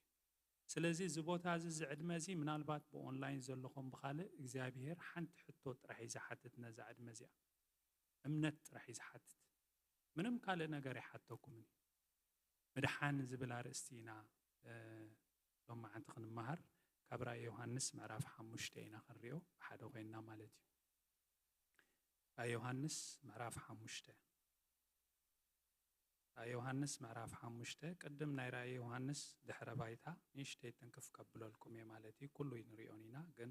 ናይ ራእይ ዮሃንስ ድሕረ ባይታ ክንፈልጦ ጽቡቕ እዩ ራእይ ዮሃንስ መጽሓፍ ኣዝዩ ሃብታም መጽሓፍ እዩ ኣብ መወዳእታ መጽሓፊ ተጻሒፉ ዘሎ ብምኽንያት ድማ እዮም ኣብ መወዳእታ ገይሮሞ ኣነ ዝመስለኒ ምክንያቱ ብሉይ ኪዳን ኩሉ ኣጽኒዕካ ሓድሽ ኪዳን ኩሉ ኣጽኒዕካ ብደንቢ ምስ ተረድአካ ኢኻ ራእይ ዮሃንስ ክትኣቱ ዘለካ ምክንያቱ ራእይ ዮሃንስ ተኺልካ ተኣቲኻዮ እቲ ናይ ስነ ጽሑፍ ትሕዝቶ ናይቲ ራእይ ዮሃንስ ኣይክርድአካን እዩ ሰለስተ ዓይነት ናይ ስነ ጽሑፍ ቅዲ ኣለዎ ሓደ እንታይ እንተኢልና ኣቡ ቀለምሲሳዊ ዝበሃል ጽሑፍ ኣለዎ ኣቡ ቀለምሲሳዊ እንታይ ማለት እዩ ስእልታት ዝበዝሖ ምስልታት ዝበዝሖ ንኣብነት ቀንዴል ክብለካ ፀንሕ እሞ ቀንዴል እዛ ትበርህ ቀንዴል ኣይኮነትን ቀንዴል ቤተ ክርስቲያን እያ ይብለካ ዋ ቀንዴል እዛ ትበርህ እንዴ ዝፈልጣ ክትብል ፀንሕ እሞ ከምኡ ዓይነት ምስልታትን ስእልታትን ዘለዎ ስለ ዝኾነ ኣቡ ቀለምሲሳዊ ይበሃል። ኣብቲ ካልኣይ ክፍለ ዘመን ብዙሕ ኣቡ ቀለምሲሳዊ መጽሓፍቲ ይጸሓፉ ነይሮም እዮም። ኩሎም ግን ቃል ኣምላኽ ኣይኮኑን። ኣብነት መጽሓፍ ሄኖክ ዝብል ኣብቲ ግዜ እቲ ተጻሒፉ ሄኖክ ቅድሚ ብዙሕ ዓመት ሞይቱ ኣብቲ ካልኣይ ክፍለ ዘመን ቅድሚ ልደተ ክርስቶስ ግን መጽሓፍ ወፂኡ ርኢና ማለት እዩ። ሄኖክ ዝጸሓፎ ኣይኮነን። ግን ከምኡ ዓይነት መጽሓፍቲ ብዙሕ ይርአ ነይሩ። ራእይ ዮሃንስ ድማ ሓደ ካብቲ ኣቡ ቀለምሲሳዊ ጽሑፋት ዘለዎ 7 ቃላት ንኣብነት 7 ፊደል ቁፅሪ ይቕረታ 7 ፊደል ብ7 ይኮንካ እንትርድኦ ፍጹም ወይ ከዓ ሙሉእ ዝገልጽ ሓሳብ እዩ። ስለዚ ኣቡ ቀለምሲሳዊ ጽሑፋት ከምዚ ዓይነት ትሕዝቶ ኣለዎ። ካልኣይ ድማ ትንቢታዊ መጽሓፍ እዩ። ትንቢት መጽሓፍ ስለ ዝኾነ ድማ ንመጻኢ ይዛረብ፣ ንሕጂ ይዛረብ፣ ኣብቲ ዘለዎ ኩነታት ናይ ሕሉፍ ድማ ይዛረብ እዩ። ግና ኣብዛ ክፍሊ እዚኣ ግን ኣብዚ ሕጂ ዘለውን ንመጻእን ጥራሕ ዝዛረብ ክፍሊ ትንቢታዊ መጽሓፍ እዩ ማለት እዩ። እቲ ሳልሳይ ናይዚ ራእይ ዮሃንስ ደብዳቤኣዊ መጽሓፍ እዩ። ብደብዳቤ ዝጸሓፍ መልእኽቲ ጳውሎስ ናብ ሰብ ቆሮንቶስ፣ መልእኽቲ ጳውሎስ ናብ ሰብ ኤፌሶን እንዳተባህለ ዝጸሓፍ መልእኽቲ ማለት ደብዳቤ ማለት እዩ። በቲ ግዜ እቲ ጸሓፋ ዝነበረ ምዕራፍ 2 ምዕራፍ 3 ምስ ረኣናዮ ብደብዳቤ መልክዕ ተጻሒፉ። ስለዚ ነዚ መጽሓፍ ዝኽትርጉሞ እንተኮይንካ 3 ናይ ስነ ጽሑፍ ኣጸሓፋ ቅዲ ክትፈልጥ ኣለካ። ትንቢታዊ ከመይ ገይሩ ይትርጎም፣ ኣቡ ቀለምሲሳዊ ከመይ ገይሩ ትርጎም፣ እንደገና መልእኽታዊ ድማ ደብዳቤኣዊ ከመይ ገይሩ ትርጎም ኣፍልጦ ክህልወካ ኣለዎ። ተዘይኮይኑ ብዙሕ ጌጋታት ኢኻ ክትገብር ምዝ ኩሉ ኢለ ከዓ ኩሉ ሙሉእ ከዓ ክትፈልጦ ኣይትኽእልን ኢኻ። ራእይ ዮሃንስ ኣዝዩ ኣሸጋሪ ብዙሕ ነገር ምጽናዕ ዘድልዮ መጽሓፍ እዩ። ብዙሕ ድማ ከተንብብ እግዚአብሔር ድማ ብዙሕ ክገልጸልካ ኣለዎ። ናትና ፍልጠት ከም ትፈልጦ ኣዝያ ሒደት እያ፣ ንእሽተይ እያ። ኣብ ጥቓኹም ዘሎ ሰብ ሓንቲ ሕቶ ክሓተኩም እየ። ፍልጠትኩም ኣዝያ ንእሽተይ ምዃና ክትርድአኩም ምንም ዘይብላ ምዃና። ብዙሕ ግዜ ፍልጠት ኣብ ቤት ትምህርቲ ኸይድና ኣብ ገለ ኸይድና ወይ ኣንቢብና ብዙሕ ትፈለጥና ኮይኑ ይስምዐና እዩ። ግን ሒደት እያ ፍልጠትና። ህዝባዊት ምስ ፌቨን ኣላ፣ ሰላም ሓፍተይ ምስ ዮርዳ ኣላ፣ ካልኦት ክልኹም ብሓደ ሓደ ዘለኹም ሓንቲ ነገር ክልቲኹም ክትዘራረቡ ኢኹም ማለት እዩ። ንሓደ ዓይነ ስውር ኮይኑ ዝተወልደ ሕብሪ ከመይ ጌርኩም ትገልጽሉ? ቀይሕ ሕብሪ ግለጽላ ሕጂ ህዝባዊት ንፌቨን ቀይሕ ሕብሪ ከመይ ጌርክ ተረድእ እያ። ዳንኤልካ ምስ ፍረዝጊ ቁሩብ ግዜ ክበኩም እየ። ቀይሕ ሕብሪ ንሓደ ዓይነ ስውር ኮይኑ ዝተወልደ ከመይ ጌርኩም ትገልጽሉ? ትገልጽሉ ትኽእሉ ዶ?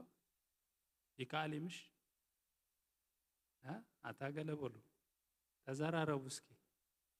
ሕብሪ ትገልጽሉ ትኽእሉ? ፍልጠትኩም እዚኣ እያ ማለት እዩ። እዚኣ ክትገብር እኳ ኣይትኽእልን እያ። ኣሸንኳይ ዶ ንኣምላኽ ክትፈልጥዎ? ንኣምላኽ ክንፈልጦ ለይትን መዓልትን ኢና ንጽዕር ማለት እዩ። ፍልጠትና ገደብ ዘለዎ እዩ። ራእይ ዮሃንስ ድማ ገደብ ዘለዎ ስለ ዝኾነ ዋላ ዝፈለጥና ተፈለጥና ኩሉ ግዜ ብትሕትና ኢና ናብቲ ቃል ንቐርብ ማለት እዩ። ኣብዚ ራእይ ዮሃንስ ምዕራፍ 5 ዘገርም ነገር ይገጢሙ። ዮሃንስ ንሰማይ ተዓዲሙ። ዮሃንስ ኣዝዩ ብሩኽ ዝኾነ ኣገልጋሊ እዩ። ብዙሕ ድማ ዘገርም ነገር ዝረኣየ እዩ። ሓደ ኢየሱስ ክርስቶስ ብሂወት ርእይዎ። ኢየሱስ ክርስቶስ ብሂወት ምርኣይ ማለት ካብኡ ዝዓቢ እንታይ እሞሎ ኣልሓንቲ ኢየሱስ ክርስቶስ ኣረምሲስዎ ሒዝዎ ካብ ኣፉ ተማሂሩ ምስኡ ኸይድ ነይሩ ን3 ዓመትን ፈረቓን ትምህርቲ ካብኡ ዝቐሰመ ሰብ እዩ። እዚ ዝተዛዓበየ ጸጋ እዩ። ካልኣይ ድማ ሃዋርያት ዝበሃሉ ካብቶም 12 ናይቲ ገንሸል ሃዋርያ ዝበሃሉ ሓደ እዩ። ሽልማት ኣለዎ። ነቶም 12 ፍሉይ ዝኾነ ሽልማት እግዚኣብሔር ኣብ ራእይ ዮሃንስ ከም ሓወልቲ ዘቐመጠሎም ነገር ኣሎ። ሓደ ካብኣቶም እዩ። ሳልሳይ ዕድመ ጸጊቡ ዝሞተ እዩ። ኩሎም ሃዋርያት ተሰዊኦም እዮም። ኩሎም ሃዋርያት ተቐቲሎም እዮም። ንሱ ግና ከይተቐተለ ዕድመ ጸጊቡ ዝሞተ እዩ። ናይ ኤፌሶን ቤተ ክርስቲያን ማሕበር ጓሳኢ ነይሩ። ዝተፈላለየ ጉስነት ዝረኣየ እዩ። ዝዓበየ ድማ ናይ ኢየሱስ ክርስቶስ ብሂወት ከሎ ርእይዎስ እንደገና ደጊሙ ድማ ብግርማን ብኽብርን ብራእይ ዝረኣየ ከም ዮሃንስ የለን። ፍሉይ ዝኾነ ራእይ ከም ዮሃንስ 22 ምዕራፋቱ ተሪኢኹም ፍሉይ ዝኾነ ግርማ ናይ ኢየሱስ ክርስቶስ ክብሪ ናይ እግዚኣብሔር ዝረኣየ ሰብ እዩ። ስለዚ ኣዝዩ ዕድለኛ ዝኾነ ጸሓፋይ እዩ። ንዓና ኸማን ተሪፉልና ኣሎ። ስለዚ እግዚኣብሔር ሓደ ነገር ክገብር ነጊርዎ ንሰማይ ንዓ ኢልዎ ንሰማይ ክወስደካ እየ ሰማይ ድማ ሳልሳይ ሰማይ ዙፋን እግዚአብሔር ዘለዎ ኣብዚ ሰማይ እዚ ክትመጽእ ከለኻ ብመንፈስ ኢኻ ትኸይድ ከመይ ኢሉ ከም ዝኸደ ኣይፈልጥን እዩ ንሰማይ ክውሰድ ከሎ ጥራሕ እዩ ዝኸይድ ኣብ ሰማይ ኮይኑ እዩ ዝዛረብ ዘሎ ማለት እዩ ኣብ ሰማይ ከሎ ክልተ ነገር ጥራሕ ተፈቒድዎ ክርእን ክሰምዕን ከምዚ ይበሉ ክርእን ክሰምዕን ከሽትት ይኹን ክጥዕም ይኹን ወይ ከዓ ክድህስስ ይኹን ኣይተፈቕደሉን ዘን ክልተ ጥራሕ እየን ተፈቒዶኖ ዘን ክልተ ምስ ገበረ ክጽሕፍ ድማ ተፈቒድዎ ማለት እዩ ስለዚ ክርእን ክሰምዕን ጥራሕ ተፈቒድሉ ኣብዚ ክፍሊ እዚ ምስኣተና ሕጂ ራእይ ዮሃንስ ምዕራፍ 5 ብሓደ ነንብቦ 14 ጥቕስታት እዩ ዘለዎ በዛ ሓድሽ ትርጉም ስለ ዝኾነ በዚ ናይ ቅድም ትርጉም ዝነበረ ከንብበልኩም እየ ራእይ ዮሃንስ ምዕራፍ 5 ቁፅሪ 1 ኣብ የማን እቲ ኣብ ዙፋን ተቐሚጡ ዘሎ ድማ ብውሽጡን ብወፃኢውን ተጽሒፉ ብሸውዓተ ማሕተም እተሓትመ መጽሓፍ ርኢኹ እንታይ ኢሉ ርኢኹ ሓደ ብርቱዕ መልኣኽ ድማ ነዚ መጽሓፍ እዚ ክግንጽሎ ንማሕተሙ እውን ክፈትሖ ዝበቅዕ መን ኣሎ ኢሉ ብብርቱዕ ድምፂ ክጭርሕ ከሎ ርኢኽዎ ነቲ መጽሓፍ እቲ ክግንጽሎ ወይስ ክሪኦ ናብ ሰማይ ወይስ ኣብ ምድሪ ወይስ ኣብ ትሕቲ ምድሪ ንሓደ እኳ ኣይተኻእሉን ኣነ ድማ ነቲ መጽሓፍ ዝግንጽሎ ወይ ዝሪኦ ብቑዕ ሓደ እኳ ስለ ዘይተረኸበ ብዙሕ በኺኹ ካብቶም ሽማግለታት ሓደ ድማ ኣይትብከ እንሆ እቲ ካብ ነገድ ይሁዳ ዝኾነ ኣንበሳ እቲ ሱር ዳዊት ነቲ መጽሓፍ ክግንጽሎን ነቲ ሸውዓተ ማሕተም እውን ክፈትሖን ስዒሩ ኣሎ በለኒ ኣብ ማእከል እቲ ዙፋንን እቶም 4 እንስሳን ኣብ ማእከልቶም ሽማግለታትን ተሓሪዱ ከም ዝነበረ ዝመስል ገንሸል ደው ኢሉ ርኢኹ ንሱ 7 ቀርንን 7 ዓይንን ኣለዎ ንሳቶም ከዓ እቶም ናብ ብዘላ ምድሪ ተላእኹ 7 መናፍስቲ ኣምላኽ እዮም ንሱ መጺኡ ነቲ መጽሓፍ ካብ የማነቲ ኢድ እቲ ኣብ ዙፋን ተቐመጠ ወሰዶ ነቲ መጽሓፍ ምስ ወሰዶ ከዓ እቶም 4 እንስሳን እቶም 24 ሽማግለታትን ነፍሲ ወከፎም መሰንቆን ዕጣን ዝመልአ ጽዋዕ ወርቅን ሒዞም እዚ ድማ ጸሎት እቶም ቅዱሳት እዩ ኣብ ቅድሚ እቲ ገንሸል ተደፍኡ ንሳቶም ከዓ ተሓሪድካስ ብደምካ ካብ ብዘሎ ዓሌታትን ቋንቋታትን ህዝብን ኣህዛብን ንኣምላኽ ዝኾኑ ሰባት ዓዲካሉ ኢኻ ንኣምላኽና ዝኾኑ መንግስትን ካህናትን ገቢርካዮም ኣብ ምድሪ ድማ ክነግሱ እዮም እሞ ንስኻ ነቲ መጽሓፍ ክትወስዶ ነቲ ማሕተም እውን ክትፈትሖ ብቑዕ ኢኻ እናበሉ ሓድሽ መዝሙር ዘመሩ ርኢኹ ድማ ኣብ ዙርያቱ ዙፋንን እቶም 4 እንስሳን እቶም ሽማግሌታትን ከዓ ድምፂ ብዙሓት መላእኽቲ ሰማዕኩ ቁፅሮም ድማ ኣላፍ ጊዜ ኣላፍ ኣሻሕ ጊዜ እውን ኣሻሕ እዩ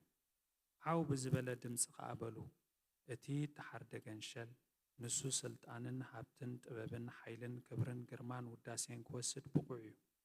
ኣብ ሰማይን ኣብ ምድርን ኣብ ትሕቲ ምድርን ኣብ ባሕርን ዘሎ ፍጡር ኣባታቶም ዘሎ ዘበለ ኩሉ እውን በረኸትን ክብርን ግርማን ስልጣንን ዘለዓለም ዓለም ነቲ ኣብ ዙፋን ተቐሚጡ ዘሎ ነቲ ገንሸልን ይኹን ክብሉ ከለዉ ሰማዕኩ እቶም 4 እንስሳ ከዓ ኣሜን በሉ እቶም ሽማግሌታት እውን ፍግም ኢሎም ሰገዱ ኩላትና ብሓባር እዚ ዝተነበ ቃል ኣምላኽ እዩ እዚ ዝተነበ ቃል ኣምላኽ እዩ እግዚአብሔር ይባረክ ኢየሱስ ክርስቶስ ጎይታ እዩ ስለዚ እዚ ዕድመ እዚ ክቡር ዕድመ እዩ ንሰማይ ዝተዓዲሙ ኣብቲ ዙፋን መጀመርያ ዝረኣዮ ዙፋን እዩ ዙፋን ክብለኩም ከለኹ ኩላትኩም ርዱ እዩ ማለት እዩ ዙፋን ቴለስ ናይ መኒቲ ወንበር ማለት እዩ ናይ ንጉስ ዙፋን ዘበለ ነገር ተልዒለ ንጉስ ጥራሕ ይኽረኣየኩም ዝኽእል ማለት እዩ ምክንያቱ ኤፎድ ክዳን እንተዳ ኢለኩም መን ይዝረኣየኩም መፍዕ ቢንያ ካህን ይዝረኣየካ ኤፎድ ክዳን እንተዳ ኢለ ካህን ጥራሕ ይኽረኣየካ ዘለዎ ማለት እዩ ዙፋን ተይለ ድማ ንጉስ ይዝረኣየካ እዚ ንጉስ እዚ ንጉስ ነገስታት ዝኾነ ኣብ የማን ምልክት ናይ ምንታይ እዩ ናይ ብቕዓት ናይ ስትሬንግስ እንደገና ከዓ ናይ ሓይሊ ምልክት እዩ ንዓና ንኽርደአና እምበር እግዚኣብሔር የማን ይብሉ ፀጋም ይብሉ መንፈስ እዩ ንዓና ክርደአና ግን ብኸምኡ ዓይነት ምልክታት ይገብር እግዚኣብሔር ስለዚ ኣብ የማን ብሓይልን ብብቕዓትን ኣብ ዙፋን ኮፍ ዝበለ ርዩ እዚ ኣምላኽ እዚ ኮፍ ኢሉ ከሎ ይርእይዎ እግዚኣብሔር ኣብ እዩ ዝርእዩ ዘሎ ማለት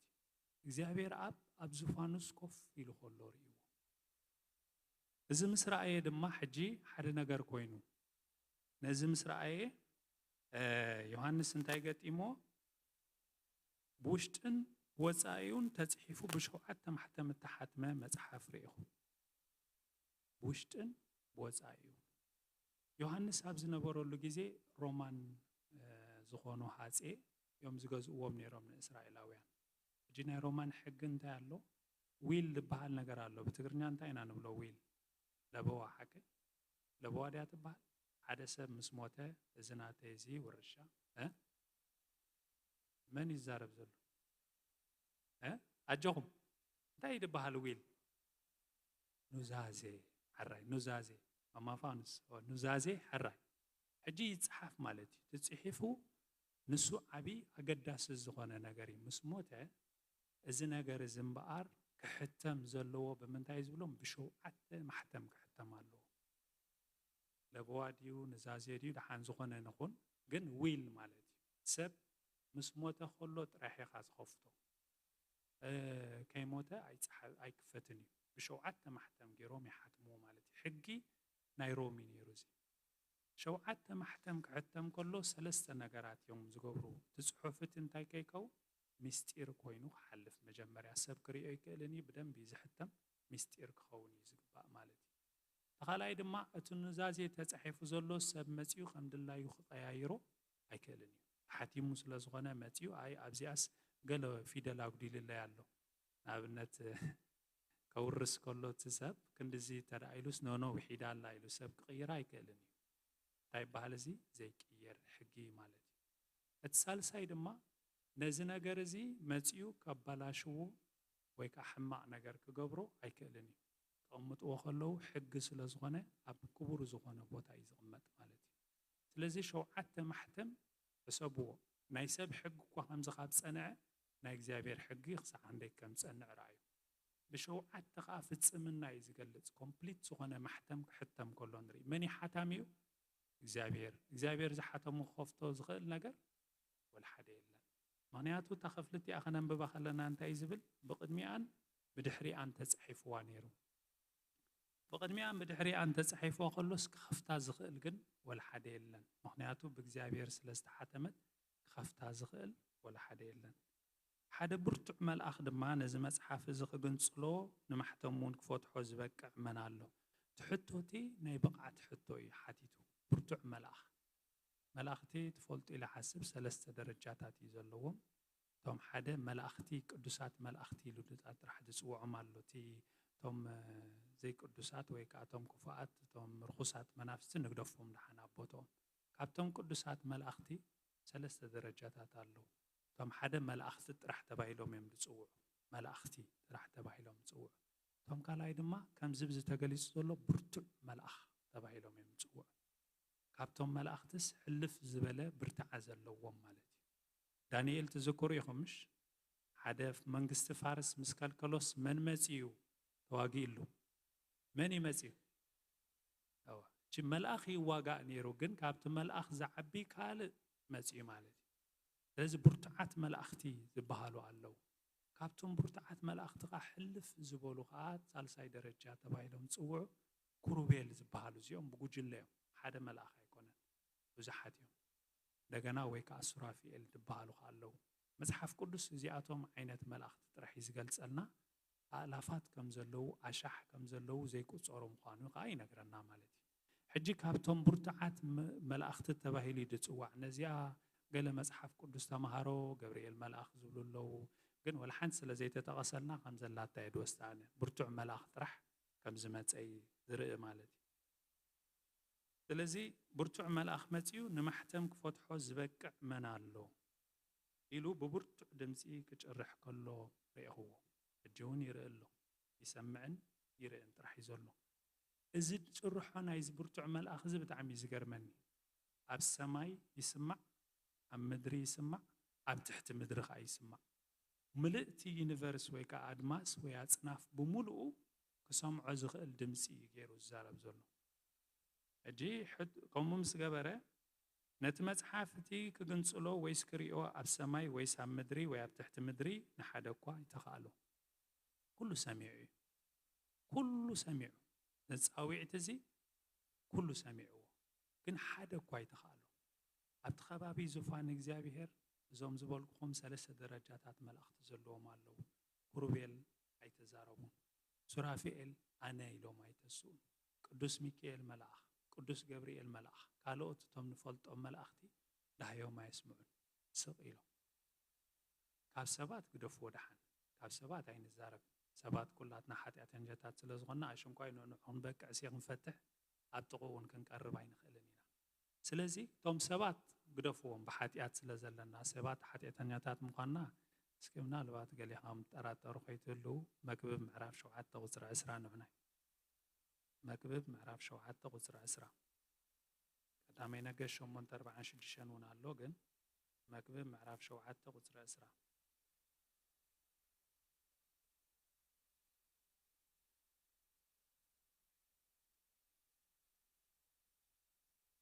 ብርግጽ ሰናይ ዝገብር እሞ ኣይላሽዑ ዘይሓጥእ ጻድቕ ታያትብል ዘላ ኣብ ምድሪ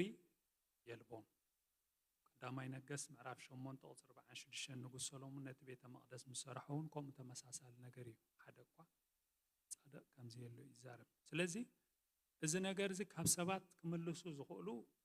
ኣይትጽበን ኢኻ ካብ ሰባት ዝኾነ ካልእ እንስሳታት ይኹኑ ኣታኽልቲ ኩሎም ተሓቲቶም ሓደ ግን መልሲ ክህብ ኣይከኣለን ሕጂ ነዚኣ እዩ ይዛረብ ዘሎ መልሲ ክህበሉ ዘይከኣለ ምኽንያት ሓንቲ ጉዳይ ጥራሕ ተሕቶ ዝሓተታት ብርቱዕ መልኣኽ ናይ በቕዓት ሕቶ እዩ ነዚ ነገር እዚ ናይ እግዚኣብሔር መጽሓፍ ክግንጽሎ ዝኽእል ነቲ ማሕተሙ ክፈትሖ ዝኽእል መን እዩ ኢሉ ሓቲቱ ወላ ሓደ ክረክብ ኣይከኣለን ድሓር ናብ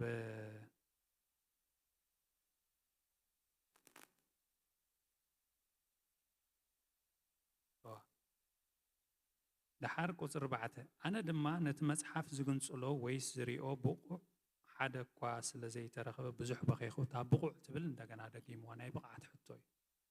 ብቑዕ መን እዩ እንተዳ ኢልካ ዝግብኦ ነዚ ነገር ዝስ ክገብር ዝኽእል መን እዩ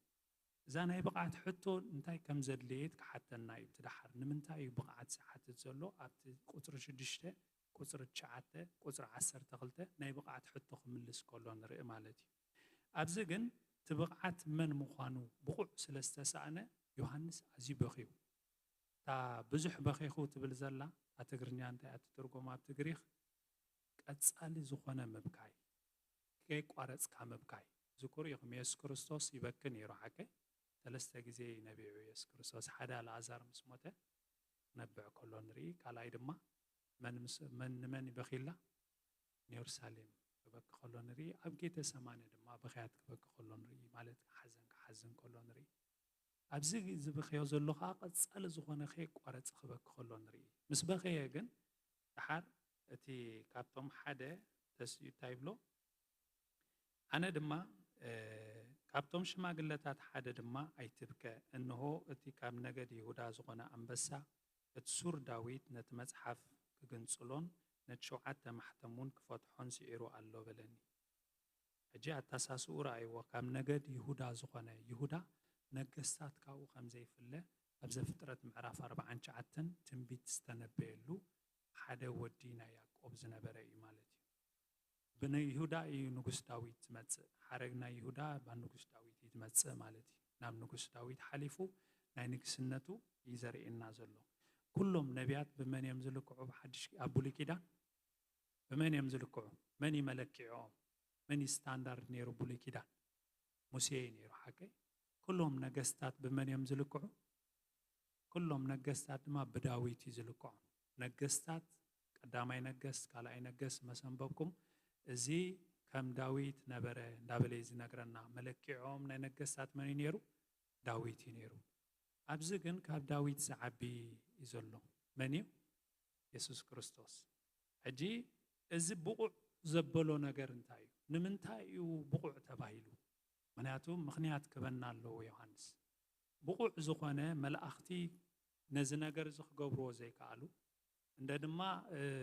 ካልኦት ድማ ብዙሓት ተሓቲቶም ኣብ ሰማይ ኣብ ምድሪ ኣብ ትሕቲ ምድሪ ኩሉ ፍጥረት ተሓቲቱሲ መልሲ ክህብ ዘይከኣለ ናይ ብቕዓት ስለምንታይ እዩ ዝብል ሕቶ ኣብ ቁፅሪ 6 ይነግረና ኣብ ማእከል እቲ ዙፋንን እቶም 4 እንስሳን ትብዘላ ጌጋ ትርጉምያ ሕያዋን ፍጡራን ይኽበሃል ዝግባእ ጌጋ ተረጓጉማ ተተርጉሙ ዘሎ ኣብ ማእከልቶም ሽማግለታትን ተሓሪዱ ከም ዝነበረ ዝመስል ገንሸል ደው ኢሉ ርኢኹ እታ ናይ ብቕዓት ሕቶ እምበኣር ሞት ናይ ጎይታና ኢየሱስ ክርስቶስ እያ ምንቲ ኩሉ ዝሞተ ንሱ ስለ ዝኾነ ጥራሕ ብቕዓት ጌራ ድሓር ድማ ተሓሪዱ እንታይ ኢሉ ከም ዝነበረ ዝመስል ገንሸል ደው ኢሉ ርኢኹ ኣንበሳ ክርኢ ፀኒሑስ ቁሊሕ ተበለስ መንርኢ ኣሎ ተሓሪዱ ዝነበረ ገንሸል እዚ ኣይዋቕዓኩምን ካብ ነገድ ይሁዳ ዝኾነ ኣንበሳ እንታይ ኢኻ ትገልፅ ኣንበሳ ተልካያ ንሰብ እንታይ ኢኻ ትብል ዘላ ሓያል ብርቱዕ ሞገስ ዘለዎ ንምግላፅ ይሓቀ ከምኡ ክብለና ፀኒሑስ ሕጂ ግን ዝተሓርደ ገንሸል ኢሉና ዝተሓርደ ገንሸል እንታይ ዘርእየና ትሑት ምዃኑ እታ ገንሸል ኢላ ዘላ ላምቢ ከም ማሕስእ እያ ትትርጎማ ኣብ ትግሪክ በቃ ማሕስእ ክትጓዳእ ትኽእል ድያ ማሕስእ ትኽእል ኢሳያስ 53:7 እንታይ ዝብለና ዘይጓዳእ ኮይኑ ይመፅእ ክሕረድ ከሎሲ ምንም ነገር ንፍቓድ ኣቦኡ ተኣዚዙ ኩሉ ሓጢኣት ከይገበረ ከም ዝሓለፈ እዩ ዘርእየና ናይ ይሁዳ ኣንበሳ እዩ ዝተሓርደ ገንሸል እዩ ከዓ እዘን ክልቲአን ብቕዓት ናቱ እዚአን እየን ማለት እዩ እዚአን ክገብር ካብ መላእኽቲ ዝኽእል ወላ ሓደ የለን ናይ ይሁዳ ኣንበሳ ኮይኑ ዝተስአ ንጉስ ነገስታት ክኸውን ዝኽእል ብትንቢት ወላ ሓደ የለን ዳዊት እኳ መለክዕ እንተኾነ ነዚ ነገር እዚ ክበፅሖ ኣይከኣለን ሓጢኣት ስለ ዝገብር ዝተሓርደ ገንሸል ዝበሃል ድማ ምንም ሓጢኣት ኣልቦ ስለ ዝኾነ ኣብ ብሉይ ኪዳን ጽላሎታዊ ስእሊ ክበኩም ዘፀአት ምዕራፍ 12 ንዑናይ ዘፀአት ምዕራፍ 12 እስራኤላውያን ኣብ ግብፂ ምርኮ ከለዉ እግዚኣብሔር ብሓያል ኢድ ከውፅኦም ከሎ ዝገበሮ ታሪክ እዩ ስለዚ እንታይ ይብለና ኣብ ዘፀአት ምዕራፍ 12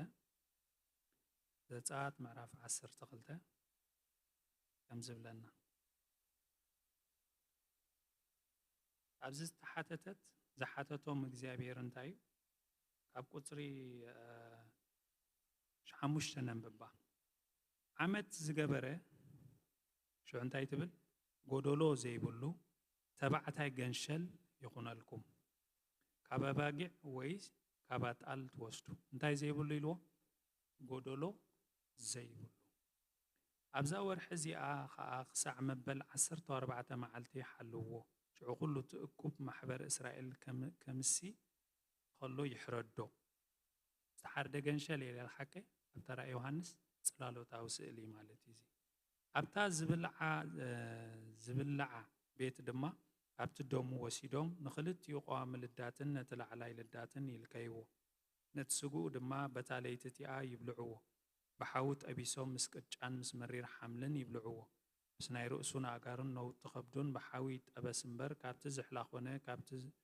ብማይ ዝበሰለ ኣይትብልዑ ካብኡ ድማ ገለ እኳ ክሳዕ ንግሆ ኣይተትርፉ ካብኡ ክሳዕ ንግሆ ዝተረፈ ከዓ ብሓዊ ኣንድድዎ ራእዩ ሕጂ ዝያደለ 12-13 አንብብዋ በዛ ለይቲ እዚኣ እቲ ደም እንታይ ይኹንኩም ምልክት ይኹንኩም ሕጂ እዚኣ ረኣይዋ ክንደግማ ኢና መሊስና ነቲ ደም ርኤ ክሓልፈኩም እየ ራእዩ እቲ ዘጥፍእ መዓት እውን ኣባኻትኩም ኣይከውንን እዩ ጸሎትኩም ርኤ ይኮነን ኢልዎ ዘጥፍእ መልኣኽ ምስ መፀ ኣገልግሎትኩም ርኤ እስራኤላውያን ኣይኮነን ኢልዎ ኣይ ስኻትኩም ባህ ስለተብሉ ኣይኮነን ኢልዎ ሓቀ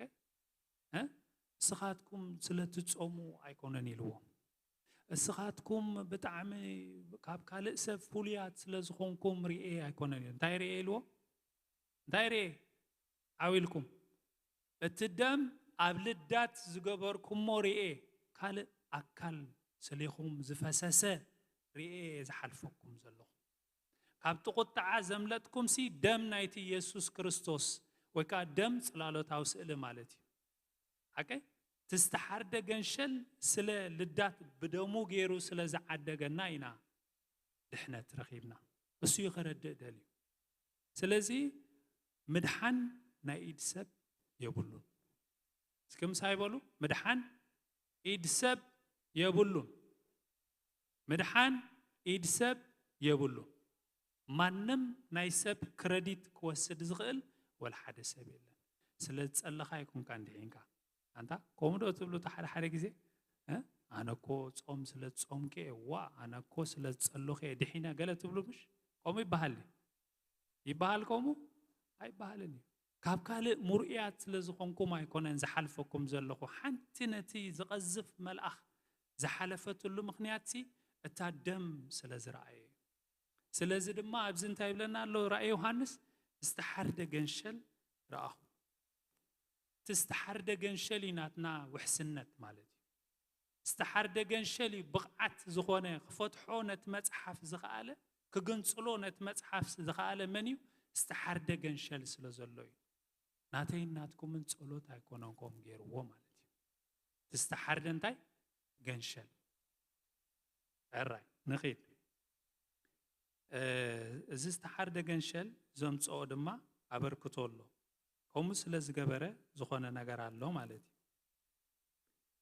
الراي نسومت يو نتمتحف هو حريدو خمس نبرز مسل جنشل دويلو ريقو نسو شوعات قرنن شوعات عيننا الله ونساتهم كا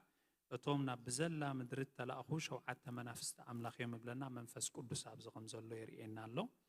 نسو مصينت مصحف كابيمانيتي ايدتو ابزفان تقمط وسدو مانياتو بقعت الله ونغيرنا سلامنتاي وسيدو استحرد جنشل سلازخونه من تخلات الناس لازموته بقع كوينو እግዚአብሔር ስለዝረخبو مانياتو بدم دبلاتات سي سخان تايلو ولو ابراوين ايتعقبن يخا دم دبلاتات فسسس نسخا باهي لكان بمن طرحيو عجيبو بدم يسوع كريستوس طرح عجيبو سلازي دما اي نمدحنا ملكت كوينو حراي تحرن تايلو نتمصحف مسوسودو خاطوم 4 انسسان توم 24 شماغلتات النفس وكفوم مسنقون عطان زملأت صوا ورقن حيزوم زدما صلوتهم قدسات ليتن معلتن استتصلي بزعبا مدحن نعمل سي هبوم يزبلنا زلو اب قدمت جنشل تدفو نساتهم كات حريت كاس بدمكا كبزلو عليتاتن قانقاتاتن حزبن احزابن املاخ زغونو سبات عديكالو يخا ناملاخنا زغونو منغستن كهناتن غبير كايم مدر دماغ نوكسيوم مو نسخانت مصحف كتوسدو نتمحتمون كتفتحو بقب يخا ناي بقعت كا ملكتن تايلومو تحريتكا بدمكا سلازم مجمريا نغزابير نمسكنو يسوع كريستوس لينا تحريدو سلازموتي اللهم نمساي مسغانان املخون نغزابير نبو تحريدو سلازموتي سلينا انا خدحنيلو زي قبا ان خلنا تحريدو منتانا سلازموتي تا مسغانان هبوس زيا حدا حدا غزي غرم زبلاني اب سماي عو زبل دمص املخو يزلو حقا عاوز بلا املخو ملائكتي يوم كوم زغبرو خنريو مينادان عاو بزبل دمص يوم زملخو حيلوم سكع زفسس يوم زملخو بقى انتايمو تحيلتات ناتاتهم سي اب قدما املخ كدفو خلوينا نري املخو قومي املخو كمزي سق قال ايكونن املخو ملو حيلخا بمهاب ملو سمعت كان እግዚአብሔር بمغلاص ساسو تبل تفسلونا املاخ املخ سلازي ابزت حريد عديك كالو خبلو خلو مجمريا محراد نا يسوع كريستوس مسكانا نبو سلينا سلازموته دحر دما كالاي دما نايزي وصيت دما نغرنالو انتاي غيرو سلازتحردس بزحات عركاب عليتاتن قانقاتاتن حزبن احزابن املاخ زخونو سبات انتاي غيركا عديكايو خالاي مسكانا نبو دما تحريدو ترحسي مدحان فتيرو مجد ترحسق ايبلن كابتي عداغا ناي صلمات زنبر حيلتات كاوس انتا غيرنا بدمو عديغوس اوصينا كابتي ناي صلمات حيلتات ناي سيول حيلتات نعانا عتعيتهم حيزومنا زنبرس كاونتا غيرو بتدم غيروسي purchase غيرونا عديغونا كم زب عداقة خيركم بجنزب تعدقهمش جنزب تيبلك عداقات عدق ده تعدق كريديت كارد حاله كريديت كارد غير كات تعدق حكي تزيبلك عن تعدق ده أي تعدقني إذا كله خا زي جب النخنص ولا حنت زي اللي من زي جب النخنص يجيروا بفقادو مالتي سلزي منجستن كهناتن مقبارو دما قال ايتن تاين قبر مسغانا نبو تاسال سيتن قبرا دما انتايا عديقنا قال ايتي سال سيدما منجستن كهناتن سلز قبرنا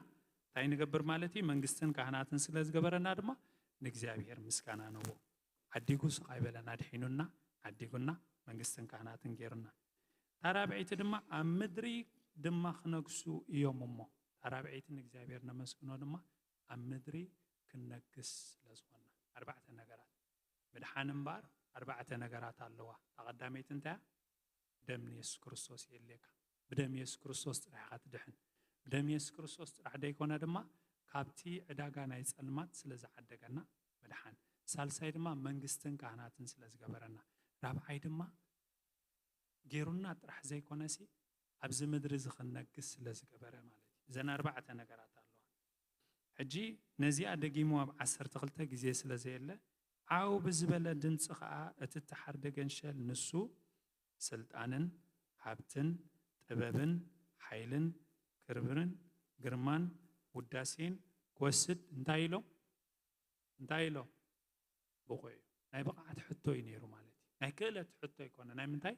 ናይ በቃዓት ሕቶ ሸውዓተ ዶ ተንበብለኹም ራይዋ ስልጣን ክንደይለ አጆም ሓደ ዶ ክልተ በሉ ስልጣን ካብቲ ጥበብ ሓይሊ ክብሪ ግርማ ውዳሴ ዘን ሸውዓተ ኣብ ቃል ኣምላኽ ኣብ ራእይ ዮሐንስ እንታይ ዝገልጽ ፍጽምና ሙሉእነት ንሱ ሙሉእ ዝኾነ ኣምልኾ ክወስድ ብቑዕ ኢሎምና ማለት እዩ እቲ ዘገርም ነገር ዘን ሸውዓተ እዚኣተን ናይ መዝሙር ክፍልና ክኾና ግባእ ናይ መዝሙር ክፍልታት ኩለን ኣብ ዘን ሸውዓተ እየን ዝወፃ መዘምራን ወይ ካልኦት ዘን ሸውዓተ ኣድለይቲ ዝኾና ቃላት እየን ስልጣን ክብል ከሎ ናይ ምግዛእ ይዛረብ ግዝኣት ኩሉ ኣብ ትሕቲ ኢየሱስ ክርስቶስ ምዃኑ ይዛረብ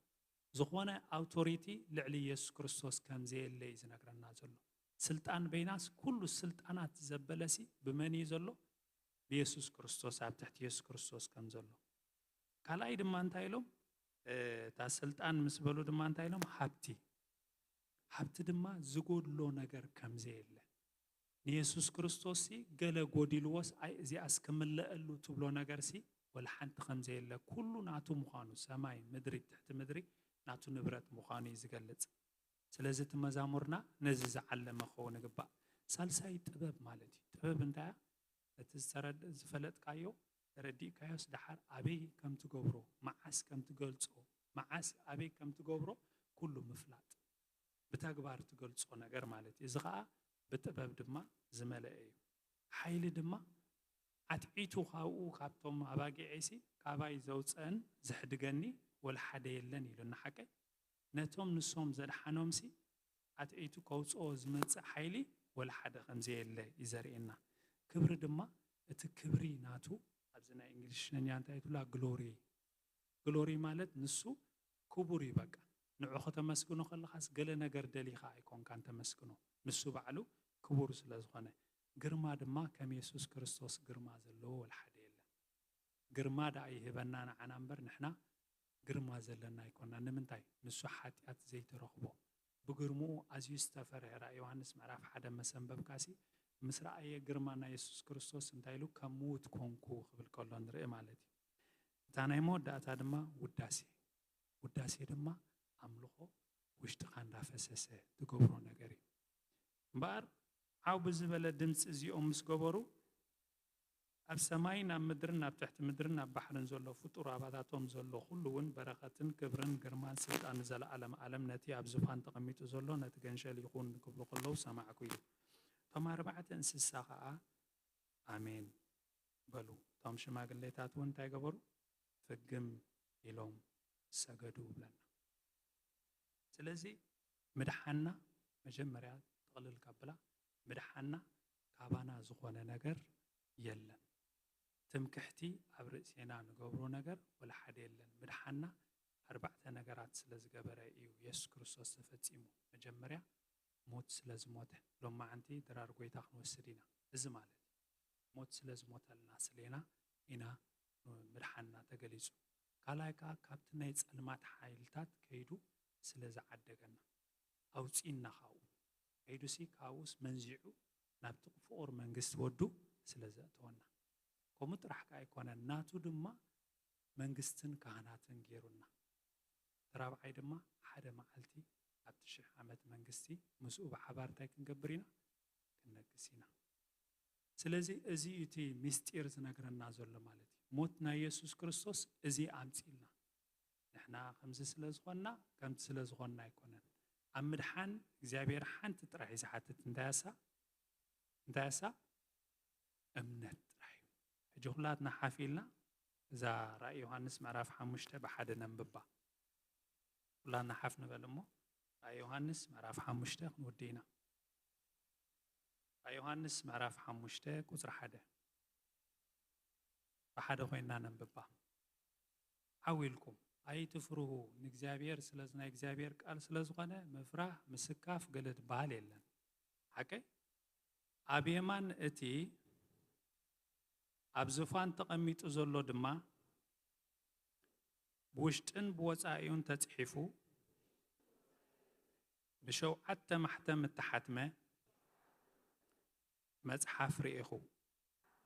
حدا برتع ملأخ دما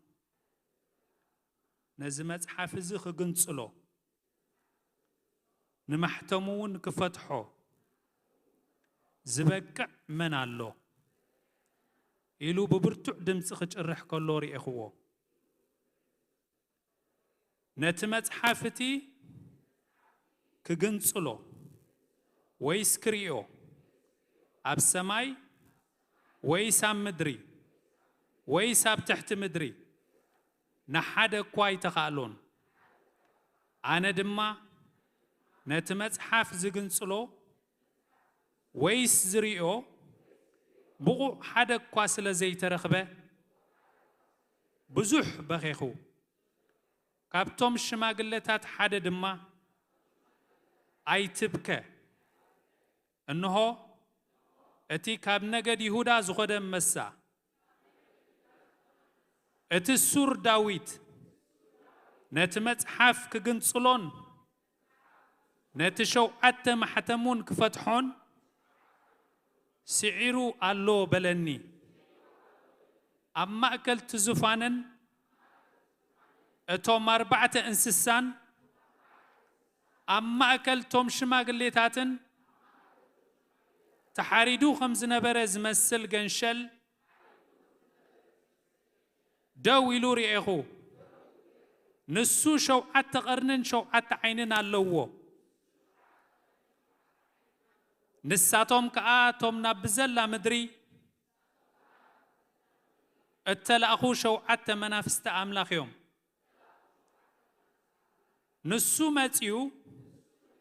نتمتحف كابيماني تيدتو أبزوفان تقمت أوسودو نتمتحف مسوسودو خا اتوم 4 انسسان اتوم 24 شماغليتاتن نفس وكفهم مسنقون عطان زملئ صواء ورقن حيزوم እዚ ድማ ጸሎትቶም ቅዱሳት እዩ ኣብ ቅድሚ ትገንሸል ተደፍኡ ንሳቶም ከዓ ተሐሪድካስ ብደምካ ካብዘሎ ዓሌታትን ቋንቋታትን ህዝብን አሕዛብን ንኣምላኽ ዝኾኑ ሰባት ዓዲካሉ ኢኻ ንኣምላኽና ዝኾኑ መንግስትን ካህናትን ገበርካዮም ኣብ ምድሪ ድማ ክነግሱዮም ንስኻ ነቲ መጽሓፍ ክትወስዶ ነቲ ማሕተሙን ክትፈትሖ ብቑዕ ኢኻ እናበሉ حدش መዝሙር ዘመሩ ሃሌሉያ رئيخو دما ኣብ ዙርያ ዙፋንን እቶም 4 እንስሳን እቶም ሽማግሌታትን ድምጽ ብዙሓት መላእክት ሰማዕኩ ቁጽሮም ድማ አላፍ ጊዜ አላፍ አሻሕ ጊዜውን አሻሕዩ አው ብዝበለ ድምጽ ቃበሉ እቲ ተሓርደገን ሸል ንሱ ስልጣንን ሀብትን ጥበብን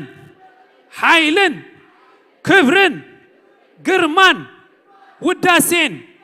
ኮስድ بغوعيو أب سماين أم مدرن أب تحت مدرن أب بحر زلو فطور أباتاتهم زبالة خلون بركاتن كبرن قرمان سلطانن نزل عالم نتي أب زفان تقميتو زلون نتي جنشلن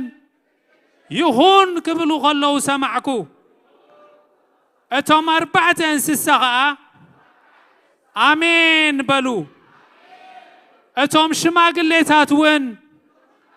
فقم يلوم سجدوا هاللويا كبرن እግዚአብሔር ይሁን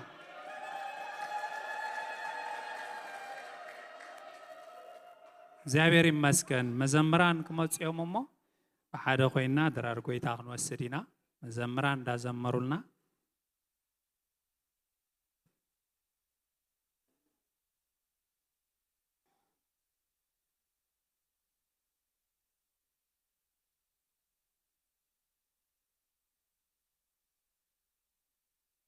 እግዚአብሔር ይባረክ እስከነዚ ድራር ጎይታ ክንወስድ ከለና እንዳተረደእና ነትዝተሓርደገን ሸል ኩሉ ምስጋና እንዳሃብና ቦሽጥና تزجبرلنا انداستنتنا كل يقرتا زي جبرنا يو استقيمنا يو زحزنا يو أوشتنا تلو اسكي نزدم يسوع كريستوس اندارا أنا كل حجنا رحوق خبانا تأجا خبنا እግዚአብሔር نلمن እግዚአብሔር يبارك أوشتنا زلو كل حرخرخ زبالة نجر كابانا نلقسو أوشتنا كل حرخرخ زبالة نجر كابانا نلقسو بيقرتان بمحرتن استملأنا خوينا نግዚአብሔር ምስጋና እንደሃብና ክንወስዶይና እግዚአብሔር ይባረክ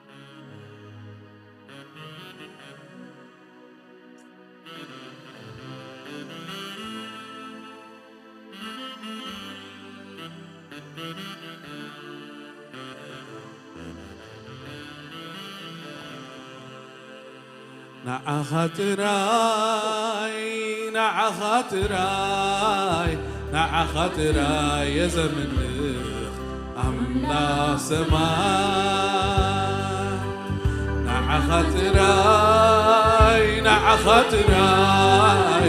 نعخاتراي يا زمن أملا سماء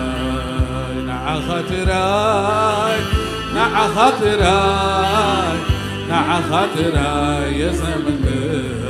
أملا سماء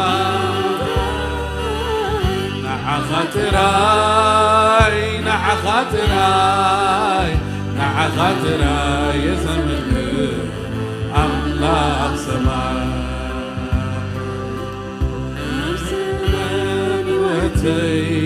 شي مكاي نعخا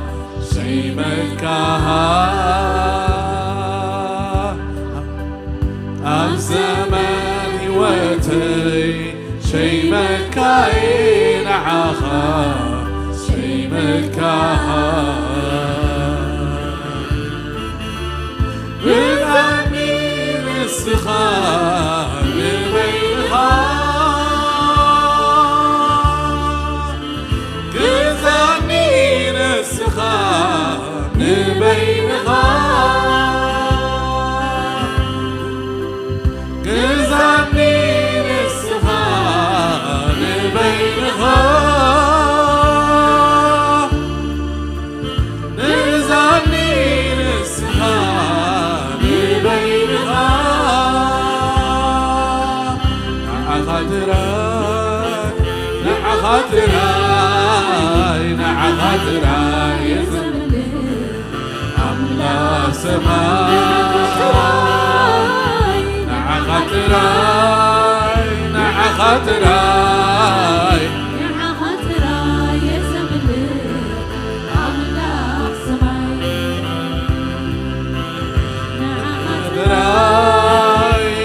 خاطراي أملاك سماي نع خاطراي نع خاطراي أملاك سماي نخالق أملاك يا بالغني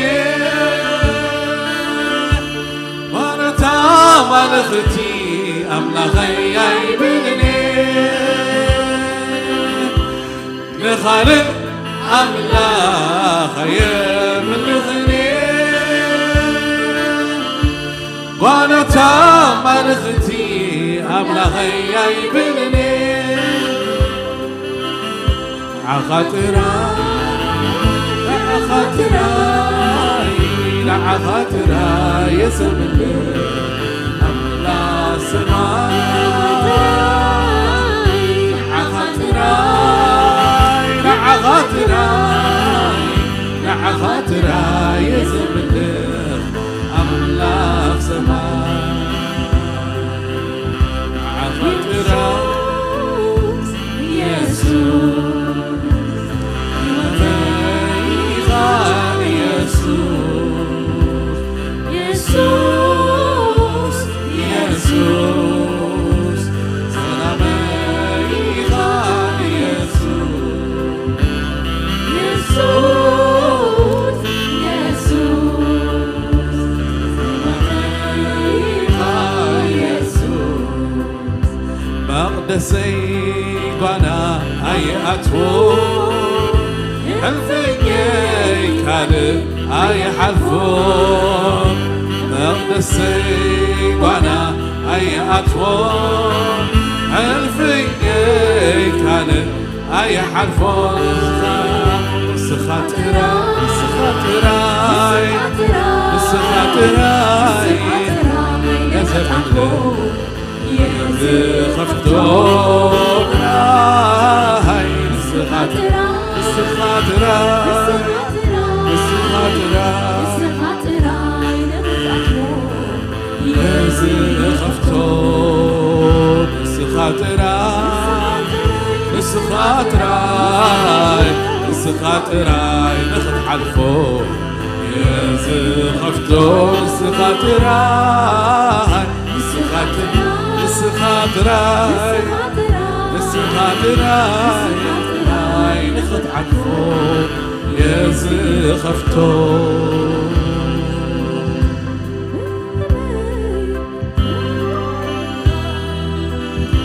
أبكناي كل حليفكا أزيا يبكى عن وفغرخا زلالم كنبت سخافتيخا بزيا يبكى عن وفغرخا زلالم كنبت سخافتيخا بمدلي تواريدك أبكناي كل حليفك بزيا يبكي عن تفغرخا زلالم كنبر نسخافتيخا بزيا يبكي عن تفغرخا زلالم كنبر نسخافتيخا بكاية هوتين عاغا بكاية هوتين عاغا بكاية هوتين عاغا بكاية هوتين عاغا بكاية هوتين عاغا هيبكاي وتنعغا نياك نبر مساخا وسينا ياك نبر مساخا وسينا ياك نبر مساخا وسينا ياك نبر مساخا وسينا ياك نبر مساخا وسينا ياك نبر مساخا هيبكاي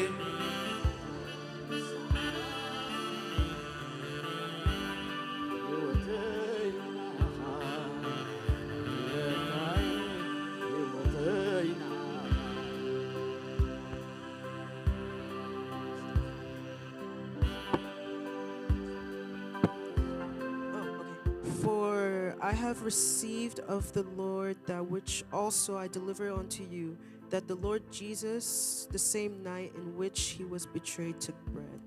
And when he had given thanks, he brake it and said, Take, eat, this is my body which is broken for you. This do in remembrance of me. After the same manner also he took the cup when he had supped, saying, This cup is the New Testament in my blood. This do ye as oft as ye drink it in remembrance of me. أنا كاب قويتا تقبل قوي أمو ناقاتكمون زناقر قوو قويتانا يسوس بتات تتحزل لاليتين جراء العلي أمسجينو قرس أمو وسدو بلعو زي ما انتقم متوهبه سقايو ازن مذكرتا يقبرو بله حبستي حبيرنا ولاحيو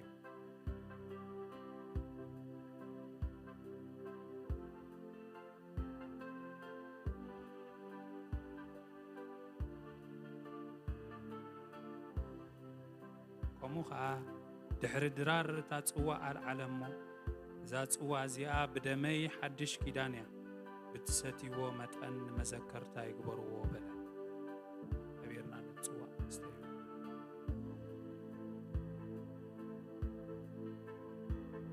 نصلي أبزرنا يا دويلنا نصلي እግዚአብሔር አምላክ ተሐሪድካስ መንግስትን ካህናትን ስለዝገበርካና ነመስግነካለና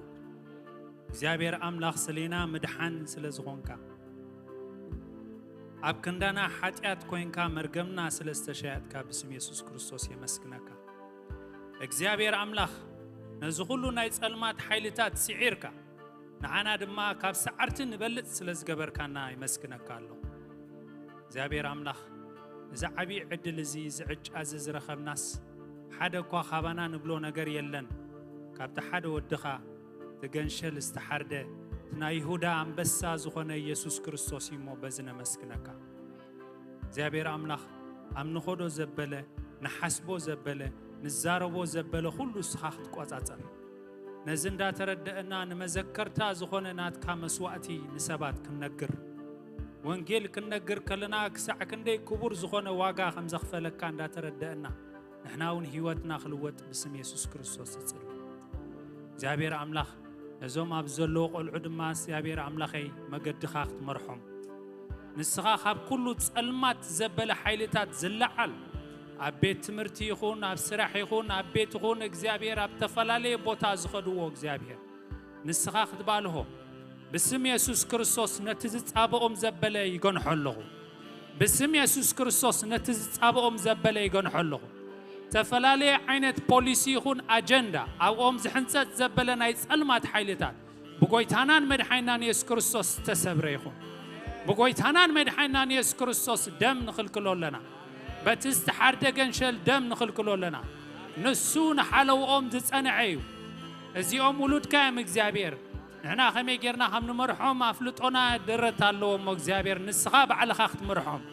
ንስኻ ባዕልኻ ክትክልክሎም ንስኻ ባዕልኻ ክትባልሆም ካብዚ ናይ ጸልማት ኃይልታት ኩሉ ከተውጾም በስም ኢየሱስ ክርስቶስ ጽልይ ኣለኹ መመሊስካ ባርኮም መገዶም ኩሉ ስኻ ርሒብ ግበሮ ኣብ ዝኸዶ ዘበለ ኣሳልጦ ሃቦም ዝገብርዎ ዘበለ ሓሳቦም ኩሉ ዝሰመረ ይኹን ኣብ ዝኾነ ዘበለ ንሳቶም በረኸት ይኹኑ በስም ኢየሱስ ጸሊና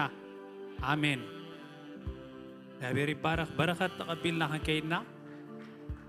በዛ መዝሙር 10 ሁላትና እንተሎ ነውጻያሞ በረከትና ከንቀበሊና መዝሙራት ምዕራፍ 10 መዝሙር ዳዊት ምዕራፍ 10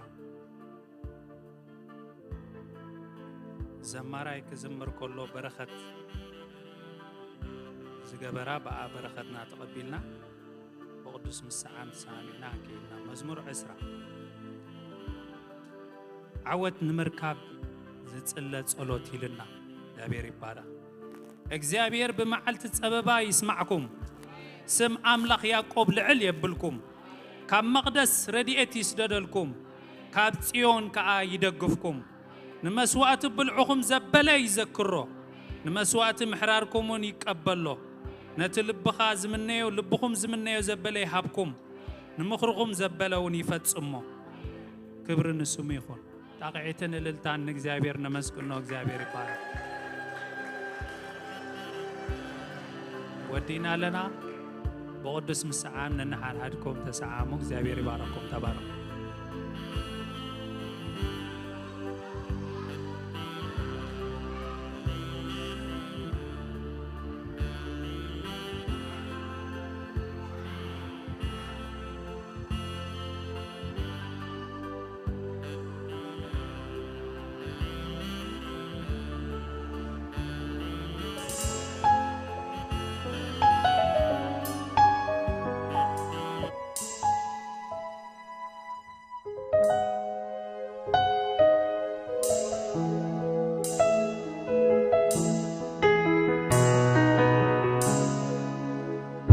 سعادة